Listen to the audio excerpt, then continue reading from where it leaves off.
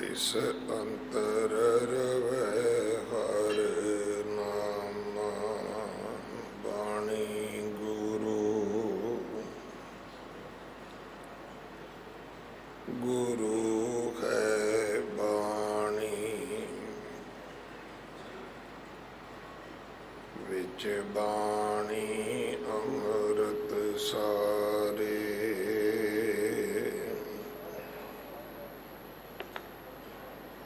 गुर बाणी कहे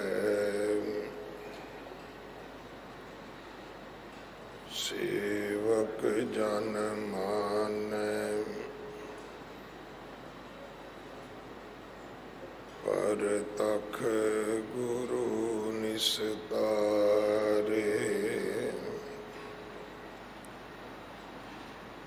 बाणी बिरलो विचारसी।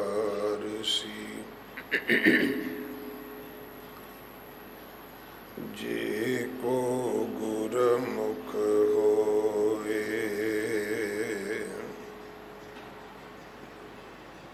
एह बाणी महापुरख की। निज कर वासा होए।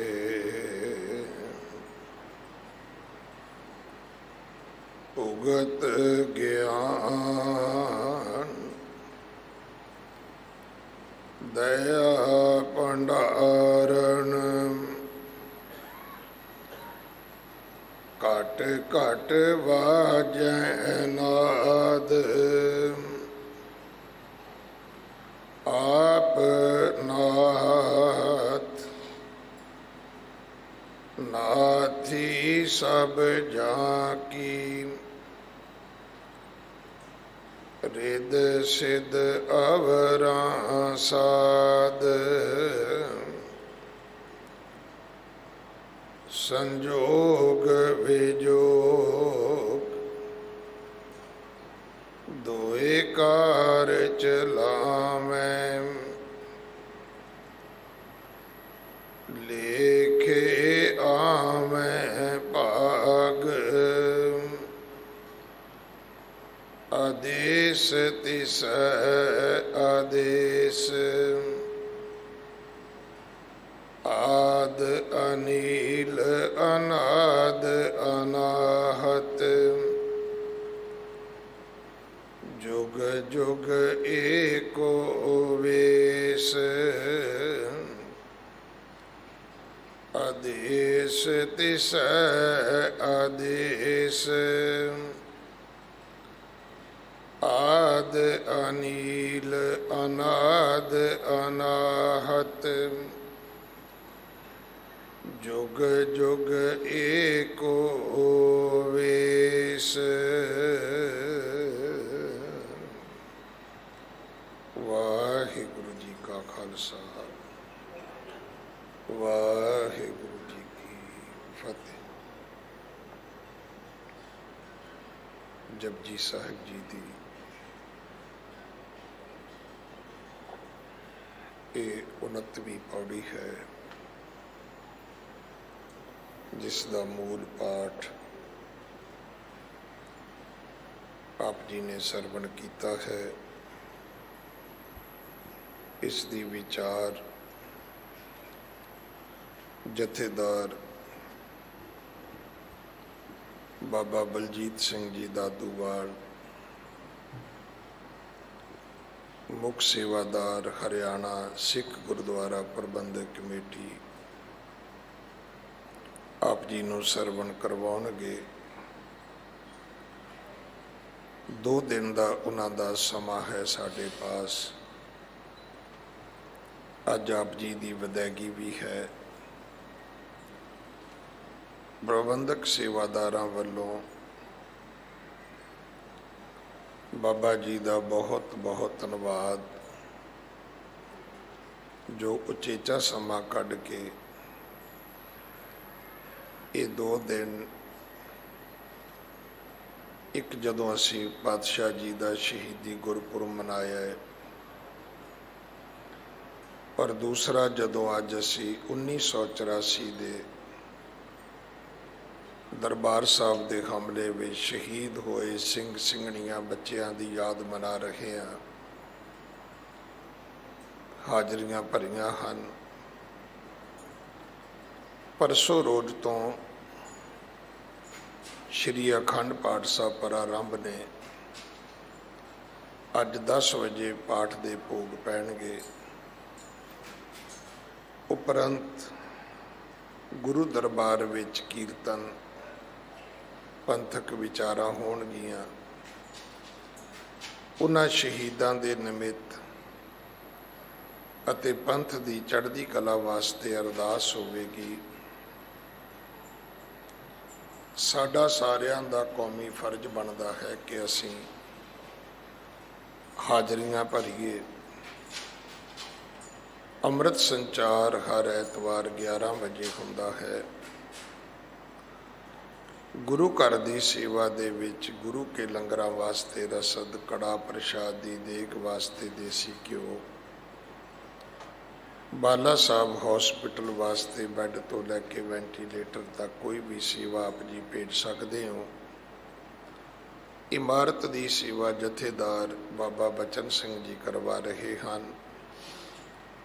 ਵਲੰਟੀਅਰ ਸੇਵਾ ਦੇ ਵਿੱਚ ਆਪ ਜੀ ਜ਼ਰੂਰ ਸ਼ਾਮਲ ਹੋਵੋ। ਅੱਜ ਤੋਂ ਦਿੱਲੀ ਦੇ ਵਿੱਚ ਗੁਰਮਤਿ ਕੈਂਪ ਸ਼ੁਰੂ ਹੋਣਗੇ। 25 ਤਰੀਕ ਤੱਕ ਬੱਚਿਆਂ ਨੂੰ ਗੁਰਮੁਖੀ ਪੰਜਾਬੀ ਪੜ੍ਹਾਈ ਜਾਏਗੀ। ਸਿੱਖ ਧਰਮ ਦੀ ਮੁੱਢਲੀ ਜਾਣਕਾਰੀ ਦਿੱਤੀ ਜਾਏਗੀ। ਸੋ ਹਰ ਸਿੰਘ ਸਭਾ, ਹਰ ਧਾਰਮਿਕ ਜਥੇਬੰਦੀ ਨੂੰ ਬੇਨਤੀ ਹੈ, ਆਪਾਂ ਆਪਣੇ ਬੱਚਿਆਂ ਨੂੰ, ਆਪਣੀ ਪਨੀਰੀ ਨੂੰ, ਆਪਣੀ ਜਨਰੇਸ਼ਨ ਨੂੰ ਸੰਭਾਲੀਏ। ਹਰ ਪ੍ਰਕਾਰ ਦੇ ਸਹਿਯੋਗ ਵਾਸਤੇ ਆਪ ਜੀ ਧਰਮ ਪ੍ਰਚਾਰ ਕਮੇਟੀ ਨਾਲ ਸੰਪਰਕ ਕਰੋ। ਲਿਟਰੇਚਰ ਤੋਂ ਲੈ ਕੇ, ਸਾਹਿਤ ਤੋਂ ਲੈ ਕੇ ਪੰਜਾਬੀ ਪੜ੍ਹਾਉਣ ਲਈ, ਗੁਰਮਤਿ ਦੀ ਮੁੱਢਲੀ ਜਾਣਕਾਰੀ ਦੇਣ ਵਾਸਤੇ ਅਧਿਆਪਕ ਵੀ, ਮਾਸਟਰ ਵੀ ਔਰ ਪ੍ਰਚਾਰਕ ਵੀ, ਇਹ ਸਾਰੇ ਆਪ ਜੀ ਨੂੰ ਦਿੱਤੇ ਜਾਣਗੇ। ਪੂਰਾ ਸਹਿਯੋਗ ਆਪ ਜੀ ਦੇ ਨਾਲ ਕੀਤਾ ਜਾਏਗਾ। ਆਓ ਸਾਰੇ ਰਲ ਮਿਲ ਕੇ ਆਪਣੀ ਜ਼ਿੰਮੇਵਾਰੀ ਨੂੰ ਸਮਝੀਏ ਔਰ ਛੁੱਟੀਆਂ ਦੇ ਵਿੱਚ ਆਪਣੇ ਬੱਚਿਆਂ ਨੂੰ ਗੁਰੂ ਨਾਲ ਜੋੜੀਏ। ਅਗਲੇ ਸਮੇਂ ਵਾਸਤੇ ਗੁਰਬਾਣੀ ਵਿਚਾਰ ਸਰਵਣ ਕਰੀਏ ਜੀ। ਜਥੇਦਾਰ ਬਾਬਾ ਬਲਜੀਤ ਸਿੰਘ ਜੀ ਦਾਦੂਵਾਲ ਕਥਾ ਸਰਵਣ ਕਰਵਾਉਣਗੇ। ਵਾਹਿਗੁਰੂ ਜੀ ਕਾ ਖਾਲਸਾ, ਵਾਹਿਗੁਰੂ।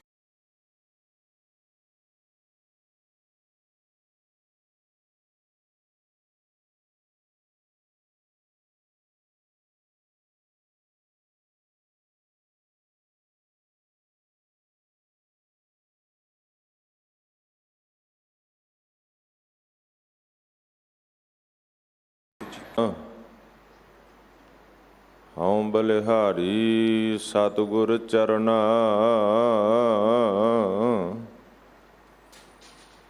ਧਨ ਸੋ ਵੇਲਾ ਘੜੀ ਧਨ, ਧਨ ਮੂਰਤ ਪਲਸਾਰ,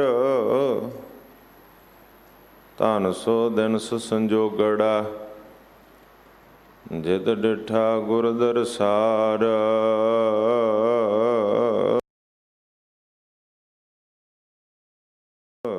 ਗੁਰੂ ਨਾਨਕ ਅੰਗਦ ਗੁਰੂ, ਅਮਰਦਾਸ ਪਦ ਬੰਦ,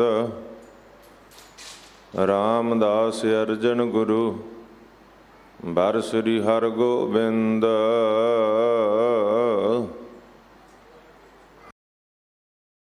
ਹਰਿ ਤੇਗ ਬਹਾਦੁਰ ਚੰਦ, ਦਸਵੇਂ ਗੋਬਿੰਦ ਸਿੰਘ ਗੁਰ, ਨਮੋ ਚਰਨ ਅਰਵਿੰਦ।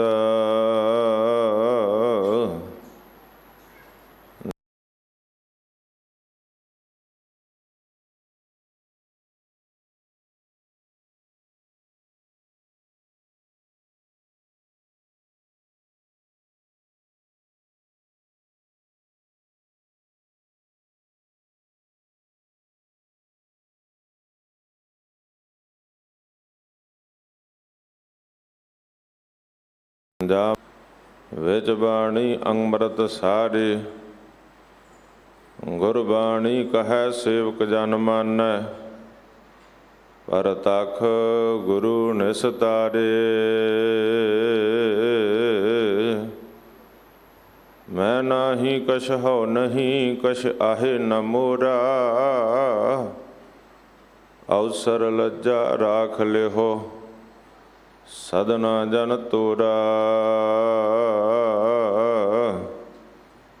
ਮੈਂ ਮੂਰਖ ਕੀ ਕੇਤਕ ਬਾਤ ਹੈ, ਕੋਟ ਪਰਾਧੀ ਤਰਿਆ ਰੇ।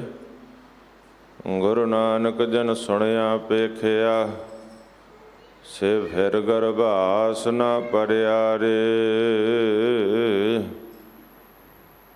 ਕਹਾਂ ਬੁੱਧ ਪ੍ਰਭ ਤੁਛ ਹਮਾਰੀ, ਬਰਨ ਸਕੈ ਮਹਿਮਾ ਜੋ ਤਿਹਾਰੀ। ਹਮ ਨਾ ਸਕਤ ਕਰ ਸਿਫਤ ਤੁਮਾਰੀ, ਆਪ ਲਿਹੋ ਤੁਮ ਕਥਾ ਸੁਧਾਰੀ। ਸਭ ਤੇ ਊਤਮ ਹਰ ਕੀ ਕਥਾ, ਨਾਮ ਸੁਣਤ ਦਰਦ ਦੁਖ ਲਥਾ। ਸੋ ਕਹੋ ਟਲ ਗੁਰ ਸੇਵੀਐ, ਅਹਨਿਸ ਸਹਿਜ ਸੁਭਾਇ। ਦਰਸ਼ਨ ਪਰਸੈ ਗੁਰੂ ਕੈ, ਜਨਮ ਮਰਨ ਦੁਖ ਜਾਇ। ਦਰਸ਼ਨ ਪਰਸੈ ਗੁਰੂ ਕੈ, ਜਨਮ ਮਰਨ ਦੁਖ ਜਾਇ।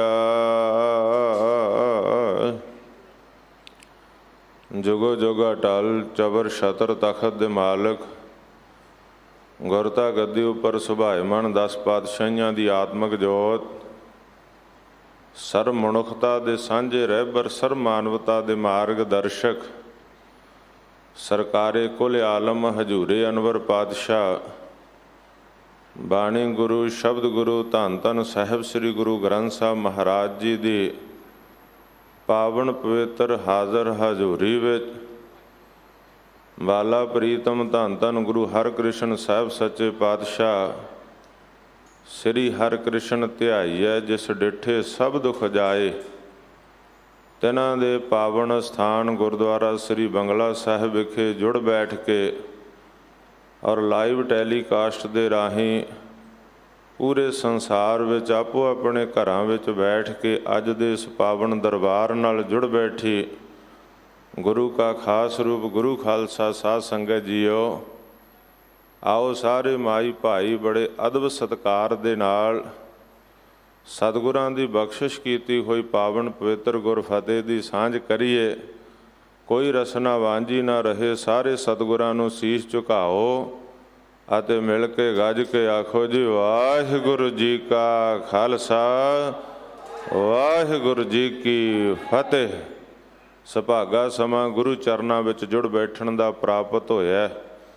ਬਾਲਾ ਪ੍ਰੀਤਮ ਸਤਿਗੁਰ ਦੇ ਦਰਬਾਰ ਵਿੱਚ ਅੰਮ੍ਰਿਤ ਵੇਲੇ ਤੋਂ ਨਾਮ ਸਿਮਰਨ, ਗੁਰਬਾਣੀ ਦੇ ਨਿਤਨੇਮ ਆਪ ਜੀ ਨੇ ਗੁਰਮੁਖਾਂ ਦੀ ਰਸਨਾ ਤੋਂ ਸਰਵਣ ਕੀਤੇ ਹੈ। ਸੱਚਖੰਡ ਸ੍ਰੀ ਦਰਬਾਰ ਸਾਹਿਬ ਸ੍ਰੀ ਅੰਮ੍ਰਿਤਸਰ ਸਾਹਿਬ ਦੇ ਹਜ਼ੂਰੀ ਰਾਗੀ ਜਥੇ ਭਾਈ ਕਾਰਜ ਸਿੰਘ ਜੀ, ਤਿਨਾਂ ਦੇ ਪਾਸੋਂ ਆਪ ਜੀ ਨੇ ਆਸਾ ਜੀ ਦੀ ਵਾਰ ਦਾ ਰਸ ਭੈਨਾ ਕੀਰਤਨ ਸਰਵਣ ਕੀਤਾ ਹੈ।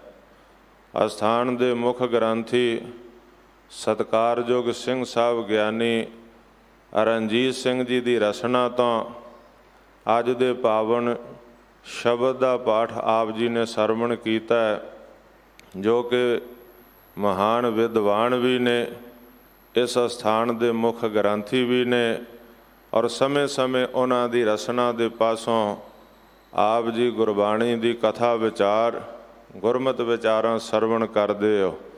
ਸਤਿਗੁਰੂ ਨੇ ਰਹਿਮਤ ਕੀਤੀ ਹੈ, ਸੁਭਾਗਾ ਸਮਾਂ ਆਪ ਜੀ ਦੇ ਦਰਸ਼ਨ ਦਿਦਾਰੇ ਕਰਨ ਦਾ ਦਾਸ ਨੂੰ ਬਖਸ਼ਿਸ਼ ਹੋਇਆ। ਕੱਲ੍ਹ ਦੇ ਦੀਵਾਨ ਦੀ ਵੀ ਹਾਜ਼ਰੀ ਭਰੀ ਸੀ। ਸਤਿਗੁਰ ਤਰੁੱਠੇ ਨੇ, ਇੱਕ ਦਿਨ ਦਾ ਸਮਾਂ ਹੋਰ ਆਪ ਜੀ ਦਾ ਪ੍ਰਾਪਤ ਹੋਇਆ। ਅੱਜ ਸਤਿਗੁਰ ਸੱਚੇ ਪਾਤਸ਼ਾਹ ਮਹਾਰਾਜ ਜੀ ਦੇ ਪਾਵਨ ਇਸ ਸ਼ਬਦ ਦੀ ਵਿਚਾਰ ਤੋਂ ਉਪਰੰਤ ਆਪ ਪਾਸੋਂ ਖਿਮਾ ਮੰਗ ਲੈਣੀ ਹੈ।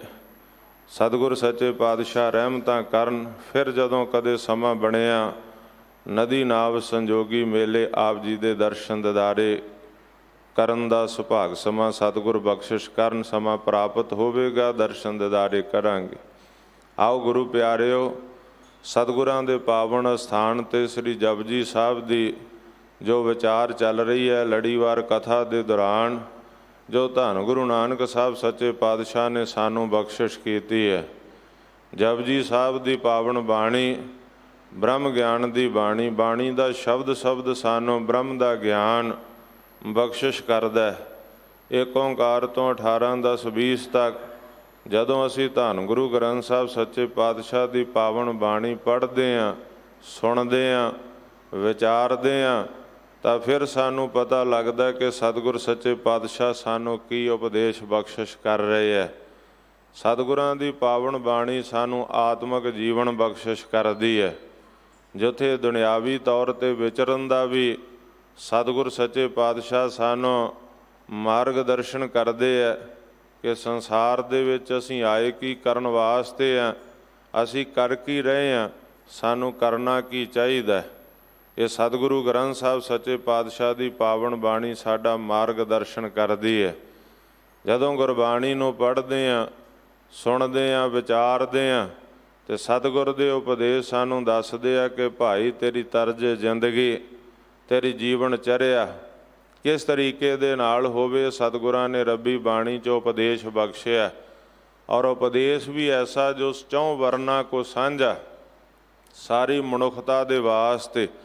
ਦੁਨੀਆ ਦੇ ਸਾਰੇ ਧਰਮ ਗ੍ਰੰਥ ਸਤਿਕਾਰਯੋਗ ਹੈ, ਜਿਨ੍ਹਾਂ ਨੇ ਧਰਮ ਦਾ ਰਾਹ ਮਨੁੱਖਤਾ ਨੂੰ ਦੱਸਿਆ, ਪਰ ਆਪੋ ਆਪਣੇ ਧਰਮ ਦੇ ਲੋਕਾਂ ਨੂੰ ਉਪਦੇਸ਼ ਕਰਨਾ, ਆਪੋ ਆਪਣੇ ਧਰਮ ਦੇ ਪੈਰੋਕਾਰਾਂ ਦਾ ਮਾਰਗ ਦਰਸ਼ਨ ਕਰਨਾ।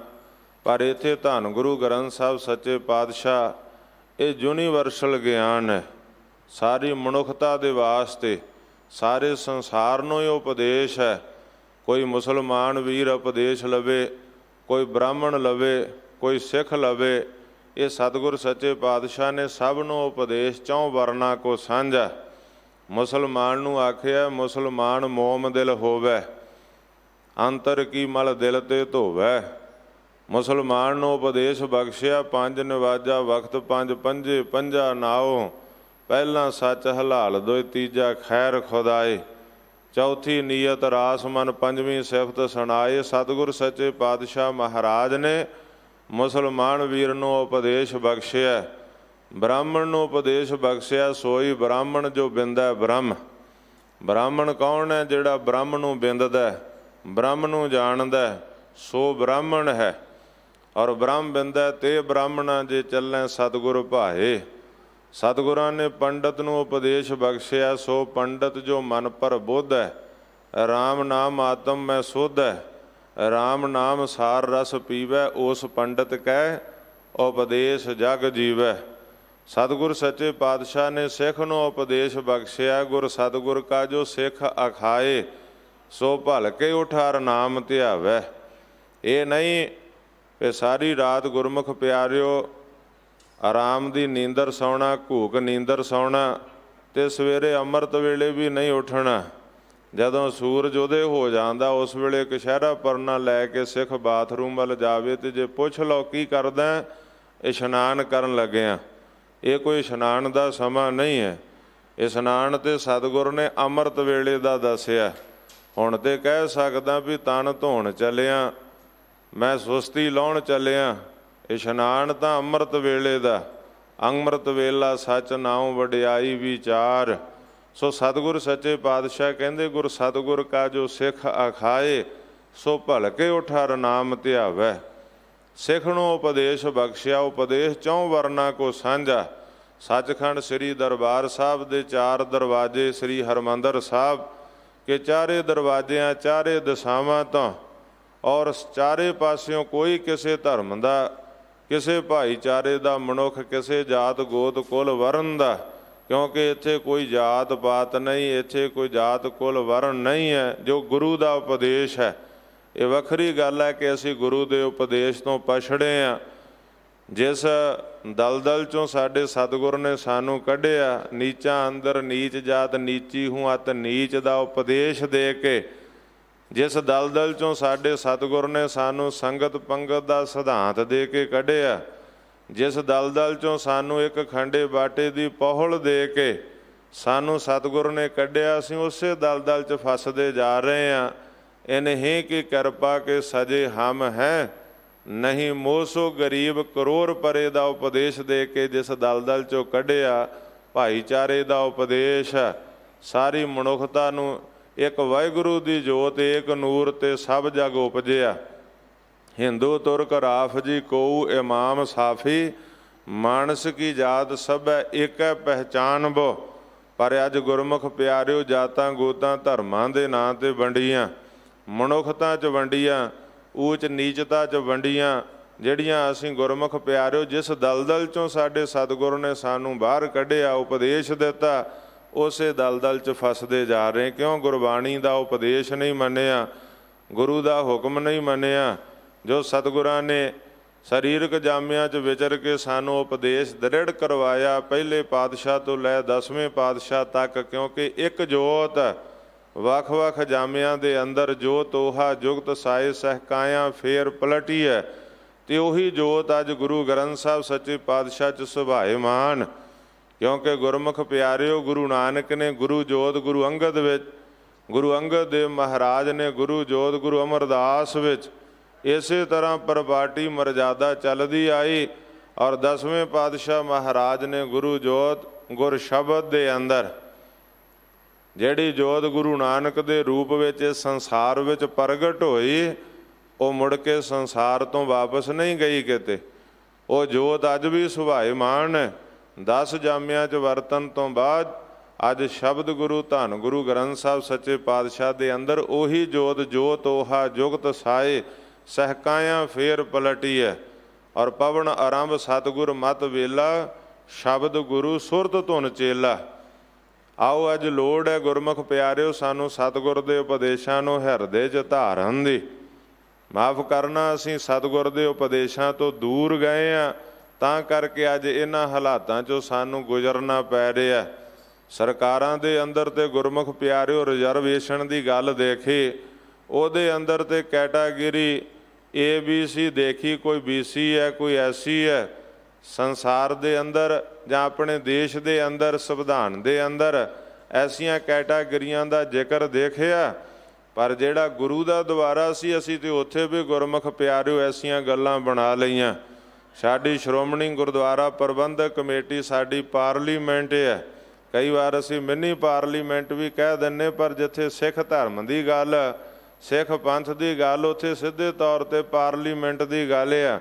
ਪਰ ਉਹਦੇ ਅੰਦਰ ਵੀ ਜਦੋਂ ਗੁਰਮੁਖ ਪਿਆਰਿਓ ਇਲੈਕਸ਼ਨ, ਕਿਉਂਕਿ ਭਾਰਤੀ ਸੰਵਿਧਾਨ ਅਨੁਸਾਰ ਇਲੈਕਸ਼ਨ ਹੁੰਦਾ ਐਕਟ 1925 ਦੇ ਅਨੁਸਾਰ, ਤੇ ਜਦੋਂ ਉਹਦਾ ਵੋਟਰ ਬਣਨਾ ਉਦੋਂ ਵੀ ਲਿਖਣਾ ਪੈਂਦਾ ਇਹ ਕਿਹੜਾ ਸਿੱਖ ਹੈ, ਜੱਟ ਸਿੱਖ, ਇਹ ਨਾਈ ਸਿੱਖ, ਇਹ ਝੀਵਰ ਸਿੱਖ।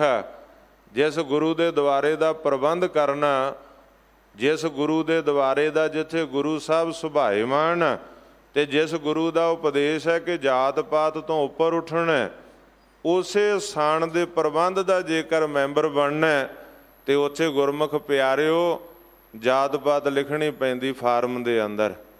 ਇਹ ਸਾਡਾ ਦੁਖਾਂਤ ਆ। ਮੈਂ ਸਮਝਦਾ ਪੰਥ ਨੂੰ ਸਿਰ ਜੋੜ ਕੇ, ਜਿੱਥੇ ਹੋਰ ਬਹੁਤ ਸਾਰੀਆਂ ਮੁਸ਼ਕਲਾਂ ਨੇ, ਉੱਥੇ ਇਸ ਮੁਸ਼ਕਲ ਵੱਲ ਔਰ ਇਸ ਗੁਰੂ ਦੇ ਸਿਧਾਂਤ ਤੋਂ ਉਲਟੀ ਗੱਲ ਵਾਲੇ ਪਾਸੇ ਵੀ ਧਿਆਨ ਦੇਣਾ ਚਾਹੀਦਾ ਕਿ ਗੁਰੂ ਨੇ ਜਦੋਂ ਇੱਕ ਸੰਗਤ ਪੰਗਤ ਦਾ ਸਿਧਾਂਤ ਦੇ ਦਿੱਤਾ, ਇੱਕ ਖੰਡੇ ਬਾਟੇ ਦਾ ਅੰਮ੍ਰਿਤ ਦੇ ਦਿੱਤਾ, ਤਾਂ ਫਿਰ ਇਹੋ ਜਿਹੀਆਂ ਜਗ੍ਹਾ ਜਿਹੜੀਆਂ ਸਾਨੂੰ ਮਨੁੱਖਤਾ ਨੂੰ ਜਾਤਾਂ ਗੋਤਾਂ 'ਚ ਵੰਡਦੀਆਂ ਨੇ, ਇਹਦੇ ਤੋਂ ਸਾਨੂੰ ਉੱਪਰ ਉੱਠਣਾ ਚਾਹੀਦਾ। ਗੁਰੂ ਦੇ ਸਿਧਾਂਤ ਨੂੰ ਹਿਰਦੇ 'ਚ ਮੰਨ ਕੇ ਤਾਂ ਹੀ ਸਾਡਾ ਭਲਾ ਹੋ ਸਕਦਾ। ਜਾਤਾਂ ਗੋਤਾਂ ਦੇ ਨਾਂ 'ਤੇ ਅੰਮ੍ਰਿਤ ਵੱਖਰਾ ਕਰ ਲਿਆ, ਜਾਤਾਂ ਗੋਤਾਂ ਦੇ ਨਾਂ 'ਤੇ ਬਰਤਨ ਵੱਖਰੇ ਕਰ ਲਏ, ਕਈ ਅਸਥਾਨਾਂ ਦੇ ਉੱਪਰ ਕਹਿ ਦਿੱਤਾ ਜੀ ਸਾਡੇ ਮਹਾਂਪੁਰਸ਼ਾਂ ਦੀ ਮਰਜ਼ਾਦਾ। ਗੁਰਮੁਖ ਪਿਆਰਿਓ, ਮਰਿਆਦਾ ਮਹਾਂਪੁਰਸ਼ਾਂ ਦੀ ਵੱਡੀ ਹੈ ਕਿ ਗੁਰੂ ਦੀ ਮਰਜ਼ਾਦਾ ਵੱਡੀ ਹੈ? ਮਹਾਂਪੁਰਸ਼ਾਂ ਦਾ ਸਤਿਕਾਰ ਹੈ, ਜਿਨ੍ਹਾਂ ਨੇ ਗੁਰਮੁਖ ਪਿਆਰਿਓ ਰੱਬ ਦਾ ਨਾਮ ਜਪਿਆ ਜਪਾਇਆ।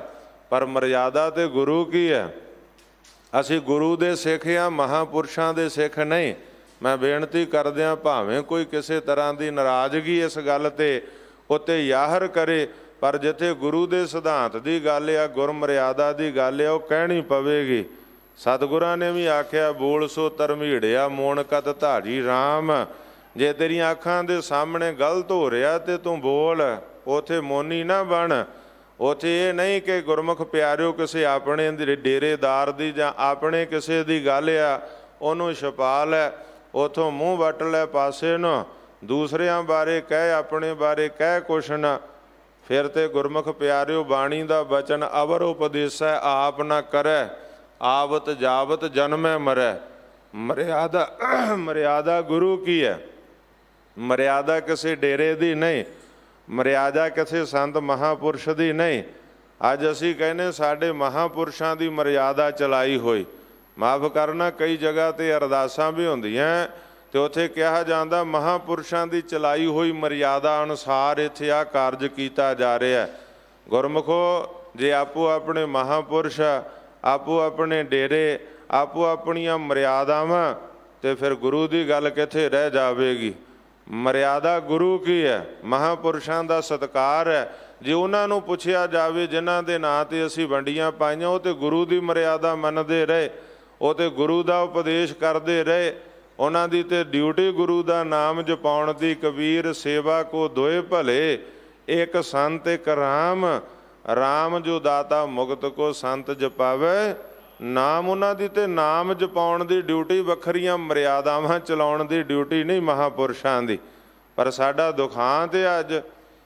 ਮਾਫ ਕਰਿਓ ਗੁਰਮੁਖ ਪਿਆਰਿਓ, ਇਸ ਪਾਸੇ ਧਿਆਨ ਦੇਣ ਦੀ ਲੋੜ ਹੈ।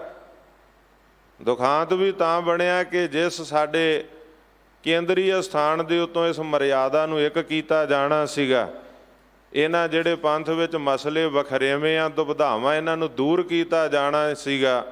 ਉੱਥੇ ਗੁਰਮੁਖ ਪਿਆਰਿਓ ਸਿਆਸਤ ਦਾ ਕਬਜ਼ਾ ਹੋ ਗਿਆ ਤੇ ਸੌੜੀ ਸਿਆਸਤ ਨੇ ਸਾਡੇ 'ਚ ਹੋਰ ਵੰਡੀਆਂ ਪਾਈਆਂ, ਸਗੋਂ ਇਹਨਾਂ ਵੰਡੀਆਂ ਨੂੰ ਦੂਰ ਕਰਨ ਦਾ ਯਤਨ ਨਹੀਂ ਕੀਤਾ। ਜੇ ਅੱਜ ਸ਼੍ਰੀ ਅਕਾਲ ਤਖਤ ਸਾਹਿਬ ਜੋ ਸਾਡਾ ਸਿੱਖ ਪ੍ਰਭੂ ਸੱਤਾ ਦਾ ਕੇਂਦਰ ਆ, ਸਾਡਾ ਕੇਂਦਰੀ ਅਸਥਾਨ ਹੈ, ਸੱਚਖੰਡ ਸ੍ਰੀ ਦਰਬਾਰ ਸਾਹਿਬ ਅੰਮ੍ਰਿਤਸਰ ਸਾਹਿਬ, ਉਸ ਜਗ੍ਹਾ ਦੇ ਉੱਪਰੋਂ ਗੁਰਮੁਖ ਪਿਆਰਿਓ ਕੌਮ ਨੂੰ ਇੱਕ ਕਰਨ ਦੀ ਗੱਲ, ਇਹ ਦੁਬਧਾਵਾਂ ਨੂੰ, ਪੰਥ ਵਿੱਚ ਜਿਹੜੀਆਂ ਦੁਬਧਾਵਾਂ ਉਹਨਾਂ ਨੂੰ ਖਤਮ ਕਰਨ ਦੀ ਗੱਲ, ਮਰਿਆਦਾਵਾਂ ਦੇ ਵਖਰੇਵੇਂ ਖਤਮ ਕਰਨ ਦੀ ਗੱਲ, ਸਾਰੀ ਕੌਮ ਨੂੰ, ਸਾਰੇ ਪੰਥ ਨੂੰ ਸਿਰ ਜੋੜ ਕੇ ਬਿਠਾ ਲਿਆ ਜਾਵੇ, ਪੰਥ ਦੇ ਵਿਦਵਾਨਾਂ ਨੂੰ। ਤੇ ਗੁਰਮੁਖ ਪਿਆਰਿਓ, ਜਿਹੜਾ ਭਾਵੇਂ ਮਹੀਨਾ ਮੰਥਨ ਚੱਲੇ, ਭਾਵੇਂ 1 ਸਾਲ ਚੱਲੇ, ਦਲੀਲ ਨਾਲ ਗੱਲਬਾਤ ਹੋਵੇ ਤੇ ਜਿਹੜਾ ਰਿਜ਼ਲਟ ਨਿਕਲੇ, ਜਿੱਥੇ ਜਾ ਕੇ ਸਹਿਮਤੀ ਬਣੇ, ਉਹ ਪੰਥ ਦੇ, ਕੌਮ ਦੇ ਸਾਹਮਣੇ ਕਰ ਦਿੱਤਾ ਜਾਵੇ। ਦੁਬਧਾਵਾਂ ਦੂਰ ਕਿਉਂ ਨਹੀਂ ਹੋ ਸਕਦੀਆਂ? ਵਖਰੇਵੇਂ ਦੂਰ ਕਿਉਂ ਨਹੀਂ ਹੋ ਸਕਦੇ? ਮਰਿਆਦਾ ਇੱਕ ਕਿਉਂ ਨਹੀਂ ਹੋ ਸਕਦੀ? ਹੋ ਸਕਦੀ ਹੈ, ਪਰ ਜੇਕਰ ਉਸ ਆਪਣੇ ਪਾਵਨ ਸ਼੍ਰੀ ਅਕਾਲ ਤਖਤ ਸਾਹਿਬ ਨੂੰ ਸੌੜੀ ਸਿਆਸਤ ਤੋਂ ਮੁਕਤ ਕਰ ਦਿੱਤਾ ਜਾਵੇ। ਔਰ ਇਹ ਪੰਥ ਦਾ ਕੰਮ ਆ, ਕੌਮ ਦਾ ਕੰਮ ਆ, ਇਕੱਲੇ ਤੋਂ ਇਕੱਲੇ ਬੰਦੇ ਦਾ ਜਾਂ ਇਕੱਲੀ ਤੋਂ ਇਕੱਲੀ ਕਿਸੇ ਸੰਸਥਾ ਜਥੇਬੰਦੀ ਦਾ ਕੰਮ ਨਹੀਂ ਹੈ।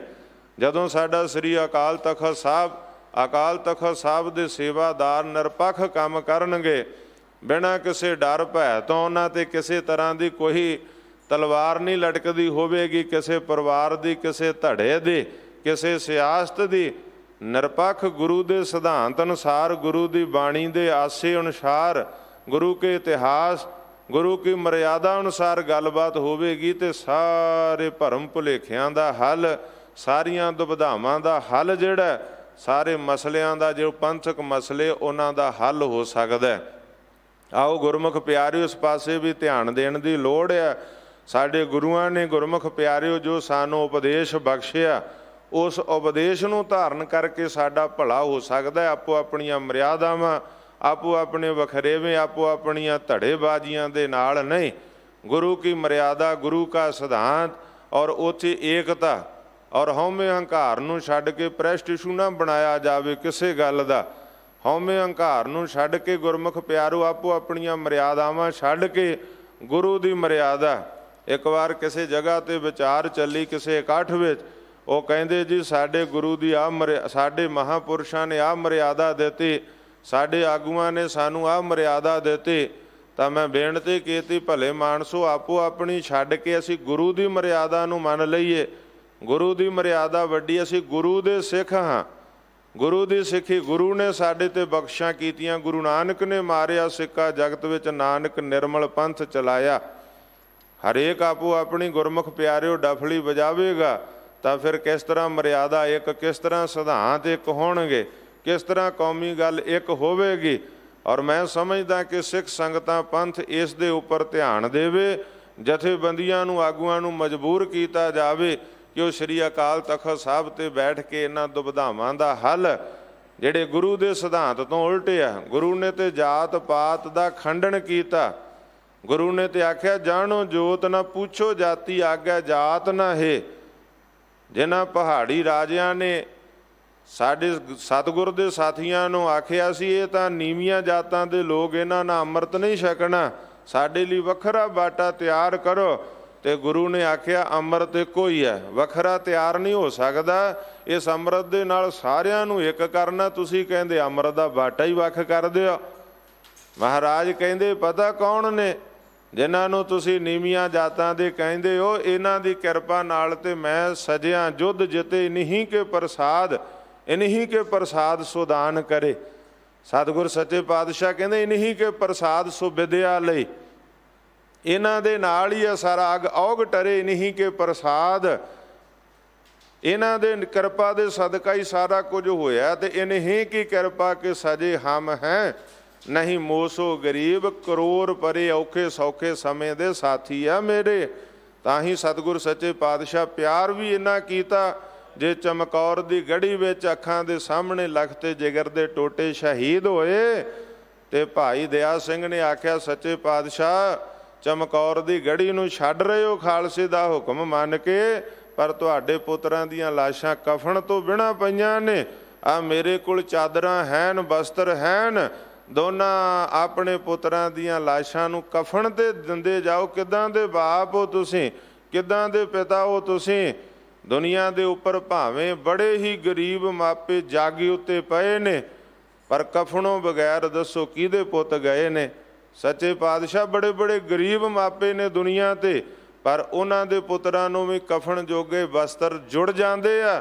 ਤੁਸੀਂ ਤੇ ਸ਼ਹਿਨਸ਼ਾਹ ਹੋ ਸੱਚੇ ਪਾਤਸ਼ਾਹ ਮਹਾਰਾਜ ਰਾਜੇ ਜੋਗੀ ਹੋ, ਸਾਹਿਬੇ ਕਮਾਲ ਹੋ, ਤੁਹਾਡੇ ਪੁੱਤਰਾਂ ਦੀਆਂ ਲਾਸ਼ਾਂ ਕਫਨ ਤੋਂ ਬਿਨਾਂ।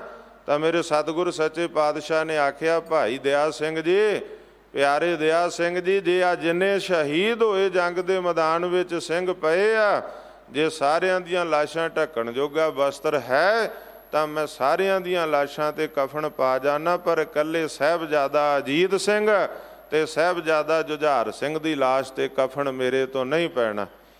ਕਿਉਂਕਿ ਸਤਿਗੁਰ ਨੇ ਆਖਿਆ ਪਾਇਆ ਕਫਨ ਨਹੀਂ ਇਹਨਾਂ ਤੇ ਇਸ ਕਰਕੇ ਕਿਉਂਕਿ ਬਾਕੀ ਸਿੰਘ ਨਹੀਂ ਇਹਨਾਂ ਤੋਂ ਘੱਟ ਮੇਰੇ। ਸਤਿਗੁਰ ਸੱਚੇ ਪਾਤਸ਼ਾਹ ਨੇ ਆਪਣੇ ਪੁੱਤਰ ਧੀਆਂ ਬਣਾਇਆ ਸਾਨੂੰ, ਆਪਣੇ ਲਖਤੇ ਜਿਗਰ ਦੇ ਟੋਟੇ ਆਪਣੀ ਗੋਦ ਚੋਂ ਕੱਢ ਕੇ ਸਾਡੇ ਤੋਂ ਚਾਰੇ ਕੁਰਬਾਨ ਕਰ ਦਿੱਤੇ ਤੇ ਸਾਨੂੰ ਸਤਿਗੁਰ ਨੇ ਆਪਣੀ ਗੋਦ 'ਚ ਬਿਠਾਇਆ। ਵਚਨ ਕੀ ਕੀਤਾ ਇਤਿਹਾਸਕਾਰ ਲਿਖਦਾ ਕਿ ਮੈਂ ਨਹੀਂ ਹੋਰ ਬਹਾਰਾਂ ਨੂੰ ਸੜਨ ਦਿੱਤਾ, ਭਾਵੇਂ ਆਪਣੇ ਬਾਗ ਵਿਰਾਨ ਹੋ ਗਏ, ਹੱਥੀਂ ਛਾਂ ਕੀਤੀ ਲੱਖਾਂ ਬੱਚਿਆਂ ਨੂੰ, ਭਾਵੇਂ ਆਪਣੇ ਚਾਰੇ ਕੁਰਬਾਨ ਹੋ ਗਏ। ਗੱਜ ਕੇ ਆਖੋ ਸਤਨਾਮ। ਇੱਕ ਵਾਰ ਫਿਰ ਸਾਰੇ ਗੱਜ ਕੇ ਆਖੋ ਸਤਨਾਮ। ਗੁਰੂ ਗੋਬਿੰਦ ਸਿੰਘ ਸੱਚੇ ਪਾਤਸ਼ਾਹ ਨੇ ਇੰਨਾ ਪਿਆਰ ਕੀਤਾ, ਇੰਨਾ ਸਤਿਕਾਰ, ਪੁੱਤਰਾਂ ਦੀਆਂ ਲਾਸ਼ਾਂ ਤੇ ਕਫਨ ਨਹੀਂ ਪਾਇਆ। ਤੇ ਅੱਜ ਲੋੜ ਹੈ ਸਾਨੂੰ ਕਲਗੀਧਰ ਦੇ ਪੁੱਤਰੋ ਧੀਓ, ਸਾਬਤ ਸੂਰਤ ਹੋ ਕੇ ਜੀਓ। ਕਲਗੀਧਰ ਦੇ ਪੁੱਤਰੋ ਧੀਓ, ਅੰਮ੍ਰਿਤਧਾਰੀ ਹੋ ਕੇ ਜੀਓ। ਕਲਗੀਧਰ ਦੇ ਪੁੱਤਰੋ ਧੀਓ, ਸ਼ਸਤਰਧਾਰੀ ਹੋ ਕੇ ਜੀਓ। ਜੋ ਸਤਿਗੁਰ ਸੱਚੇ ਪਾਤਸ਼ਾਹ ਨੇ ਸਾਨੂੰ ਮਰਿਆਦਾ ਦਿੱਤੀ ਔਰ ਗੁਰੂ ਦੀ ਮਰਿਆਦਾ ਨੂੰ ਮੰਨੀਏ। ਜਿਸ ਨੇ ਇੰਨਾ ਮਾਨ ਕੀਤਾ, ਇਨਹੀਂ ਕੀ ਕਿਰਪਾ ਕੇ ਸਜੇ ਹਮ ਹੈ। ਆਖਿਆ ਪਹਾੜੀ ਰਾਜਿਓ, ਇਹਨਾਂ ਦੀ ਕਿਰਪਾ ਦੇ ਨਾਲ ਤੇ ਮੈਂ ਸਜਿਆ। ਤੁਸੀਂ ਕਹਿੰਦੇ ਇਹਨਾਂ ਤੋਂ ਬਾਟਾ ਵੱਖਰਾ ਬਣਾ ਦਿਓ, ਮੈਂ ਤੇ ਸਾਰਿਆਂ ਨੂੰ ਇੱਕ ਕੀਤਾ, ਇੱਕ ਸੰਗਤ ਪੰਗਤ ਦਾ ਸਿਧਾਂਤ ਦਿੱਤਾ, ਇੱਕ ਮਰਿਆਦਾ, ਇੱਕ ਬਾਣੀ।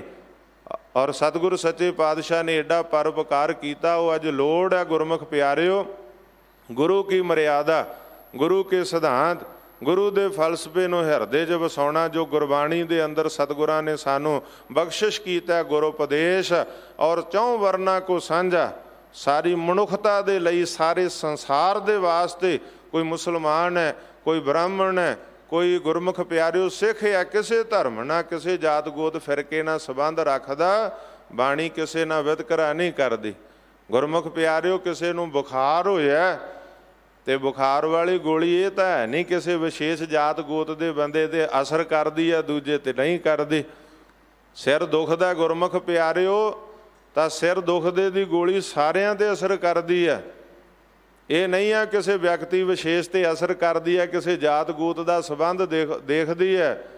ਕਿਸੇ ਦੇ ਸਰੀਰ 'ਚ ਕੋਈ ਦਰਦ ਹੁੰਦਾ ਤੇ ਉਹਦੇ ਵਾਸਤੇ ਜਿਹੜੀ ਗੁਰਮੁਖ ਪਿਆਰਿਓ ਗੋਲੀ ਬਣੀ ਹੈ, ਦਵਾਈ ਬਣੀ ਹੈ, ਇਹ ਨਹੀਂ ਹੈ ਕਿ ਕਿਸੇ ਵਿਅਕਤੀ ਵਿਸ਼ੇਸ਼ ਤੇ ਅਸਰ ਕਰਦੀ ਹੈ, ਜਾਤ ਗੋਤ ਧਰਮ ਵੇਖ ਕੇ ਨਹੀਂ। ਗੁਰਮੁਖ ਪਿਆਰਿਓ ਤਾਂ ਸਾਰਿਆਂ ਦੇ ਉੱਪਰ ਅਸਰ ਕਰਦੀ, ਉਹਦੀ ਤਕਲੀਫ ਨੂੰ ਦੁੱਖ ਨੂੰ ਦੂਰ ਕਰਦੀ ਹੈ।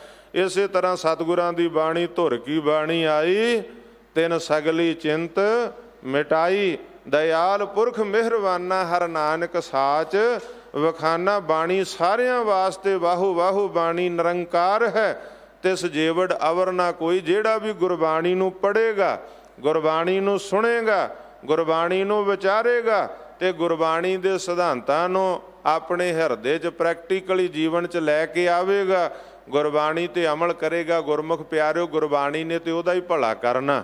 ਸੂਰਜ ਚਾਨਣਾ ਦਿੰਦਾ ਸੰਸਾਰ ਨੂੰ, ਕੋਈ ਭਿੰਨ ਭੇਦਤਾ ਨਹੀਂ ਕਰਦਾ ਕਿਸੇ ਨਾਲ, ਕੋਈ ਭੇਦ ਭਾਵਤਾ ਨਹੀਂ ਕਰਦਾ। ਚੰਦਰਮਾ ਦਾ ਚਾਨਣਾ ਕਿਸੇ ਨਾਲ ਭੇਦ ਭਾਵਤਾ ਨਹੀਂ ਕਰਦਾ।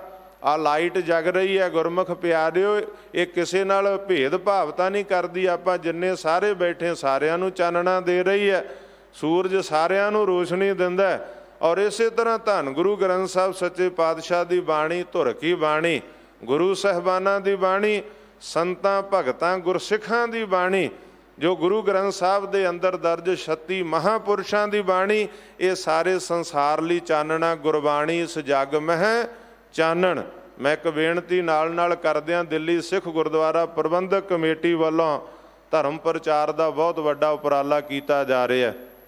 ਆ ਪਿਛਲੀ ਲੰਘੀ 28 ਤਰੀਕ ਨੂੰ ਭਾਈ ਲੱਖੀ ਸਾਹਿਬ ਵੰਜਾਰਾ ਹਾਲ ਗੁਰਦੁਆਰਾ ਰਕਾਬਗੰਜ ਸਾਹਿਬ ਵਿਖੇ ਸੰਤ ਮਹਾਂਪੁਰਸ਼ਾਂ ਵਿਦਵਾਨਾਂ ਨੂੰ ਸੱਦ ਕੇ ਦਿੱਲੀ ਸਿੱਖ ਗੁਰਦੁਆਰਾ ਪ੍ਰਬੰਧਕ ਕਮੇਟੀ ਵੱਲੋਂ ਧਰਮ ਪ੍ਰਚਾਰ ਦੀ ਹੋਰ ਲਹਿਰ ਨੂੰ ਹੋਰ ਪ੍ਰਚੰਡ ਕਰਨ ਵਾਸਤੇ ਐਲਾਨ ਕੀਤਾ ਗਿਆ। ਧਰਮ ਪ੍ਰਚਾਰ ਤੇ ਜਾਰੀ ਹੈ। ਸਾਰੀਆਂ ਸੰਸਥਾਵਾਂ ਆਪੋ ਆਪਣੇ ਤੌਰ ਤੇ ਕਰ ਰਹੀਆਂ ਨੇ। ਸਾਰੇ ਰਾਗੀ ਢਾਡੀ ਪ੍ਰਚਾਰਕ ਕਥਾਵਾਚਕ ਆਪੋ ਆਪਣੇ ਤੌਰ ਤੇ ਕਰ ਰਹੇ ਹੈ। ਪੰਥ ਦੀਆਂ ਸੰਸਥਾਵਾਂ ਕਰ ਰਹੀਆਂ ਨੇ।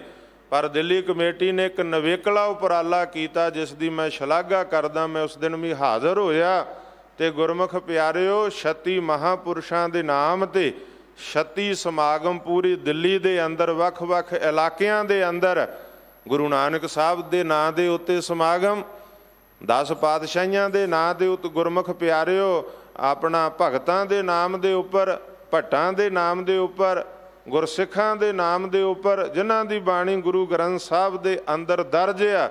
ਕਿਤੇ ਭਗਤ ਬਾਬਾ ਕਬੀਰ ਸਾਹਿਬ ਦੇ ਨਾਮ ਤੇ ਸਮਾਗਮ ਹੋਵੇਗਾ, ਕਿਤੇ ਭਗਤ ਨਾਮਦੇਵ ਜੀ ਦੇ ਨਾਮ ਤੇ ਸਮਾਗਮ ਹੋਵੇਗਾ। ਪੰਥ ਦੇ ਰਾਗੀ ਢਾਡੀ ਕਥਾਵਾਚਕ ਪ੍ਰਚਾਰਕ ਸੰਤ ਮਹਾਂਪੁਰਸ਼ ਬੁੱਧੀਜੀਵੀ ਉੱਥੇ ਸੰਗਤਾਂ ਨੂੰ ਉਹਨਾਂ ਮਹਾਂਪੁਰਸ਼ਾਂ ਦੇ ਜੀਵਨ, ਉਹਨਾਂ ਦੀ ਗੁਰਬਾਣੀ ਤੇ ਚਾਨਣਾ ਪਾਉਣਗੇ। ਸਾਨੂੰ ਜੋੜਿਆ ਜਾਵੇਗਾ। ਅੱਜ ਲੋੜ ਜੁੜਨ ਦੀ ਹੈ। ਆਪ ਪੜ੍ਹਦੇ ਹੋ, ਆਪ ਸੁਣਦੇ ਹੋ, ਵਿਚਾਰਦੇ ਹੋ, ਪਰ ਇਹ ਵੱਡੇ ਉਪਰਾਲੇ ਦਿੱਲੀ ਸਿੱਖ ਗੁਰਦੁਆਰਾ ਪ੍ਰਬੰਧਕ ਕਮੇਟੀ ਵੱਲੋਂ ਵੀ ਕੀਤੇ ਜਾ ਰਹੇ ਹੈ। ਵਧਾਈ ਦੀ ਪਾਤਰ ਹੈ।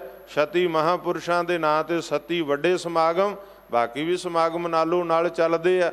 ਗੁਰਪੁਰਬ, ਸ਼ਹੀਦੀ ਪੁਰਬ, ਸਤਿਗੁਰਾਂ ਦੇ ਪ੍ਰਕਾਸ਼ ਦਿਹਾੜੇ, ਗੁਰਤਾ ਗੱਦੀ ਦਿਹਾੜੇ, ਜੋਤੀ ਜੋਤ ਦਿਹਾੜੇ, ਸ਼ਹੀਦੀ ਦਿਹਾੜੇ ਨਾਲੋਂ ਨਾਲ ਸਾਡੀਆਂ ਪੰਥਕ ਸੰਸਥਾਵਾਂ ਦੇ ਵੱਲੋਂ ਮਨਾਏ ਜਾਂਦੇ ਆ, ਜਿਨ੍ਹਾਂ ਦਾ ਉਹ ਗੁਰਮੁਖ ਪਿਆਰਿਓ ਸੰਦੇਸ਼ ਇਹ ਹੁੰਦਾ ਕਿ ਅਸੀਂ ਗੁਰੂ ਨਾਲ, ਗੁਰੂ ਦੇ ਸਿਧਾਂਤ, ਗੁਰੂ ਦੇ ਉਪਦੇਸ਼ਾਂ ਨਾਲ ਜੁੜਨਾ। ਤੇ ਗੁਰੂ ਗ੍ਰੰਥ ਸਾਹਿਬ ਦੀ ਬਾਣੀ ਜੋ 36 ਮਹਾਂਪੁਰਸ਼ਾਂ ਦੀ ਬਾਣੀ, ਇਹ ਗੁਰਬਾਣੀ ਇਸ ਜਗ ਮੈਂ ਚਾਨਣ, ਸਾਰੇ ਸੰਸਾਰ ਲਈ ਚਾਨਣ ਹੈ। ਇਹ ਸਤਿਗੁਰ ਸੱਚੇ ਪਾਤਸ਼ਾਹ ਨੇ ਸਾਰੀ ਦੁਨੀਆ ਨੂੰ ਰੋਸ਼ਨੀ ਦਿੱਤੀ ਹੈ, ਪ੍ਰਕਾਸ਼ ਦਿੱਤਾ। ਭੂਲੇ ਮਾਰਗ ਜਿਨ੍ਹੇ ਬਤਾਇਆ, ਐਸਾ ਗੁਰ ਵਡਭਾਗੀ ਪਾਇਆ। ਜੋ ਸਾਨੂੰ ਭੁੱਲਿਆਂ ਨੂੰ ਮਾਰਗ ਬਖਸ਼ਦਾ, ਇਹ ਗੁਰੂ ਸਾਨੂੰ ਵੱਡੇ ਭਾਗਾਂ ਨਾਲ ਪ੍ਰਾਪਤ ਹੋਇਆ। ਸਿੱਖ ਨੂੰ ਗੁਰੂ ਰੂਪ ਦੇ ਅੰਦਰ, ਕਿਉਂਕਿ ਸਭ ਸਿੱਖਣ ਕੋ ਹੁਕਮ ਹੈ ਗੁਰੂ ਮਾਨਿਓ ਗ੍ਰੰਥ। ਜਿਹੜੀ ਗੁਰਬਾਣੀ ਸਾਰੇ ਸੰਸਾਰ ਨੂੰ ਉਪਦੇਸ਼ ਦਿੰਦੀ ਹੈ, ਚਾਨਣਾ ਦਿੰਦੀ ਹੈ, ਰੋਸ਼ਨੀ ਦਿੰਦੀ ਹੈ ਅਧਿਆਤਮਕਤਾ ਦਾ। ਗੁਰਮੁਖ ਪਿਆਰਿਓ ਚਾਨਣ, ਉੱਥੇ ਹੀ ਇਹ ਜਿਹੜੀ ਗੁਰਬਾਣੀ ਸਾਨੂੰ ਗੁਰੂ ਰੂਪ ਵਿੱਚ ਮਿਲੀ ਹੈ, ਚਾਨਣ ਸਾਰੇ ਸੰਸਾਰ ਨੂੰ। ਸਿੱਖਾ ਤੇਰੇ ਵੱਡੇ ਭਾਗ ਹੈ, ਜਿਹੜਾ ਗੁਰਬਾਣੀ ਦਾ ਚਾਨਣ ਸਾਰੇ ਸੰਸਾਰ ਲਈ ਤੈਨੂੰ ਗੁਰੂ ਰੂਪ ਵਿੱਚ ਪ੍ਰਾਪਤ ਹੋਇਆ। ਸਭ ਸਿੱਖਣ ਕੋ ਹੁਕਮ ਹੈ ਗੁਰੂ ਮਾਨਿਓ, ਗ੍ਰੰਥ ਪਵਨ ਆਰੰਭ ਸਤਿਗੁਰ ਮਤ ਵੇਲਾ, ਸ਼ਬਦ ਗੁਰੂ ਸੁਰਤ ਧੁਨ ਚੇਲਾ। ਆਓ ਸਤਿਗੁਰ ਦੀ ਬਾਣੀ ਨਾਲ ਗੁਰੂ ਦੇ ਇਤਿਹਾਸ ਦੇ ਨਾਲ ਜੁੜੀਏ। ਜਪਜੀ ਸਾਹਿਬ ਦੀ ਲੜੀਵਾਰ ਵਿਚਾਰ ਚੱਲ ਰਹੀ ਹੈ। 28ਵੀਂ ਪੌੜੀ ਦੀ ਵਿਚਾਰ ਆਪਾਂ ਕੱਲ ਸਰਵਣ ਕੀਤੀ ਸੀ। ਗੁਰੂ ਨਾਨਕ ਸਾਹਿਬ ਸੱਚੇ ਪਾਤਸ਼ਾਹ ਦੀ ਸਿੱਧਾਂ ਦੇ ਨਾਲ ਗੋਸ਼ਟ। ਅੱਜ ਗੁਰਮੁਖ ਪਿਆਰਿਓ 29ਵੀਂ ਪੌੜੀ ਦਾ ਜਾਪ ਆਪ ਜੀ ਨੇ ਸਤਿਕਾਰਯੋਗ ਸਿੰਘ ਸਾਹਿਬ ਜੀ ਦੀ ਰਸਨਾ ਤੋਂ ਸਰਵਣ ਕੀਤਾ। ਗੁਰੂ ਨਾਨਕ ਸਾਹਿਬ ਸੱਚੇ ਪਾਤਸ਼ਾਹ ਨੂੰ ਸਿੱਧ ਕਹਿੰਦੇ, ਮਹਾਰਾਜ ਇਹ ਤਾਂ ਅਸੀਂ ਸੁਣ ਲਿਆ ਤੁਸੀਂ ਮੁੰਦਰਾ ਕਿਹੜੀਆਂ ਪਾਈਆਂ ਨੇ, ਇਹ ਤਾਂ ਅਸੀਂ ਸੁਣ ਲਿਆ ਵੀ ਤੁਸੀਂ ਖੈਂਥਾ ਕਿਹੜੀ ਪਾਈ ਹੈ, ਪਰ ਸਤਿਗੁਰੂ ਸੱਚੇ ਪਾਤਸ਼ਾਹ ਸਾਡੇ ਜੋਗੀਆਂ ਦੇ ਅੰਦਰ ਭੁਗਤ ਹੁੰਦੀ ਹੈ।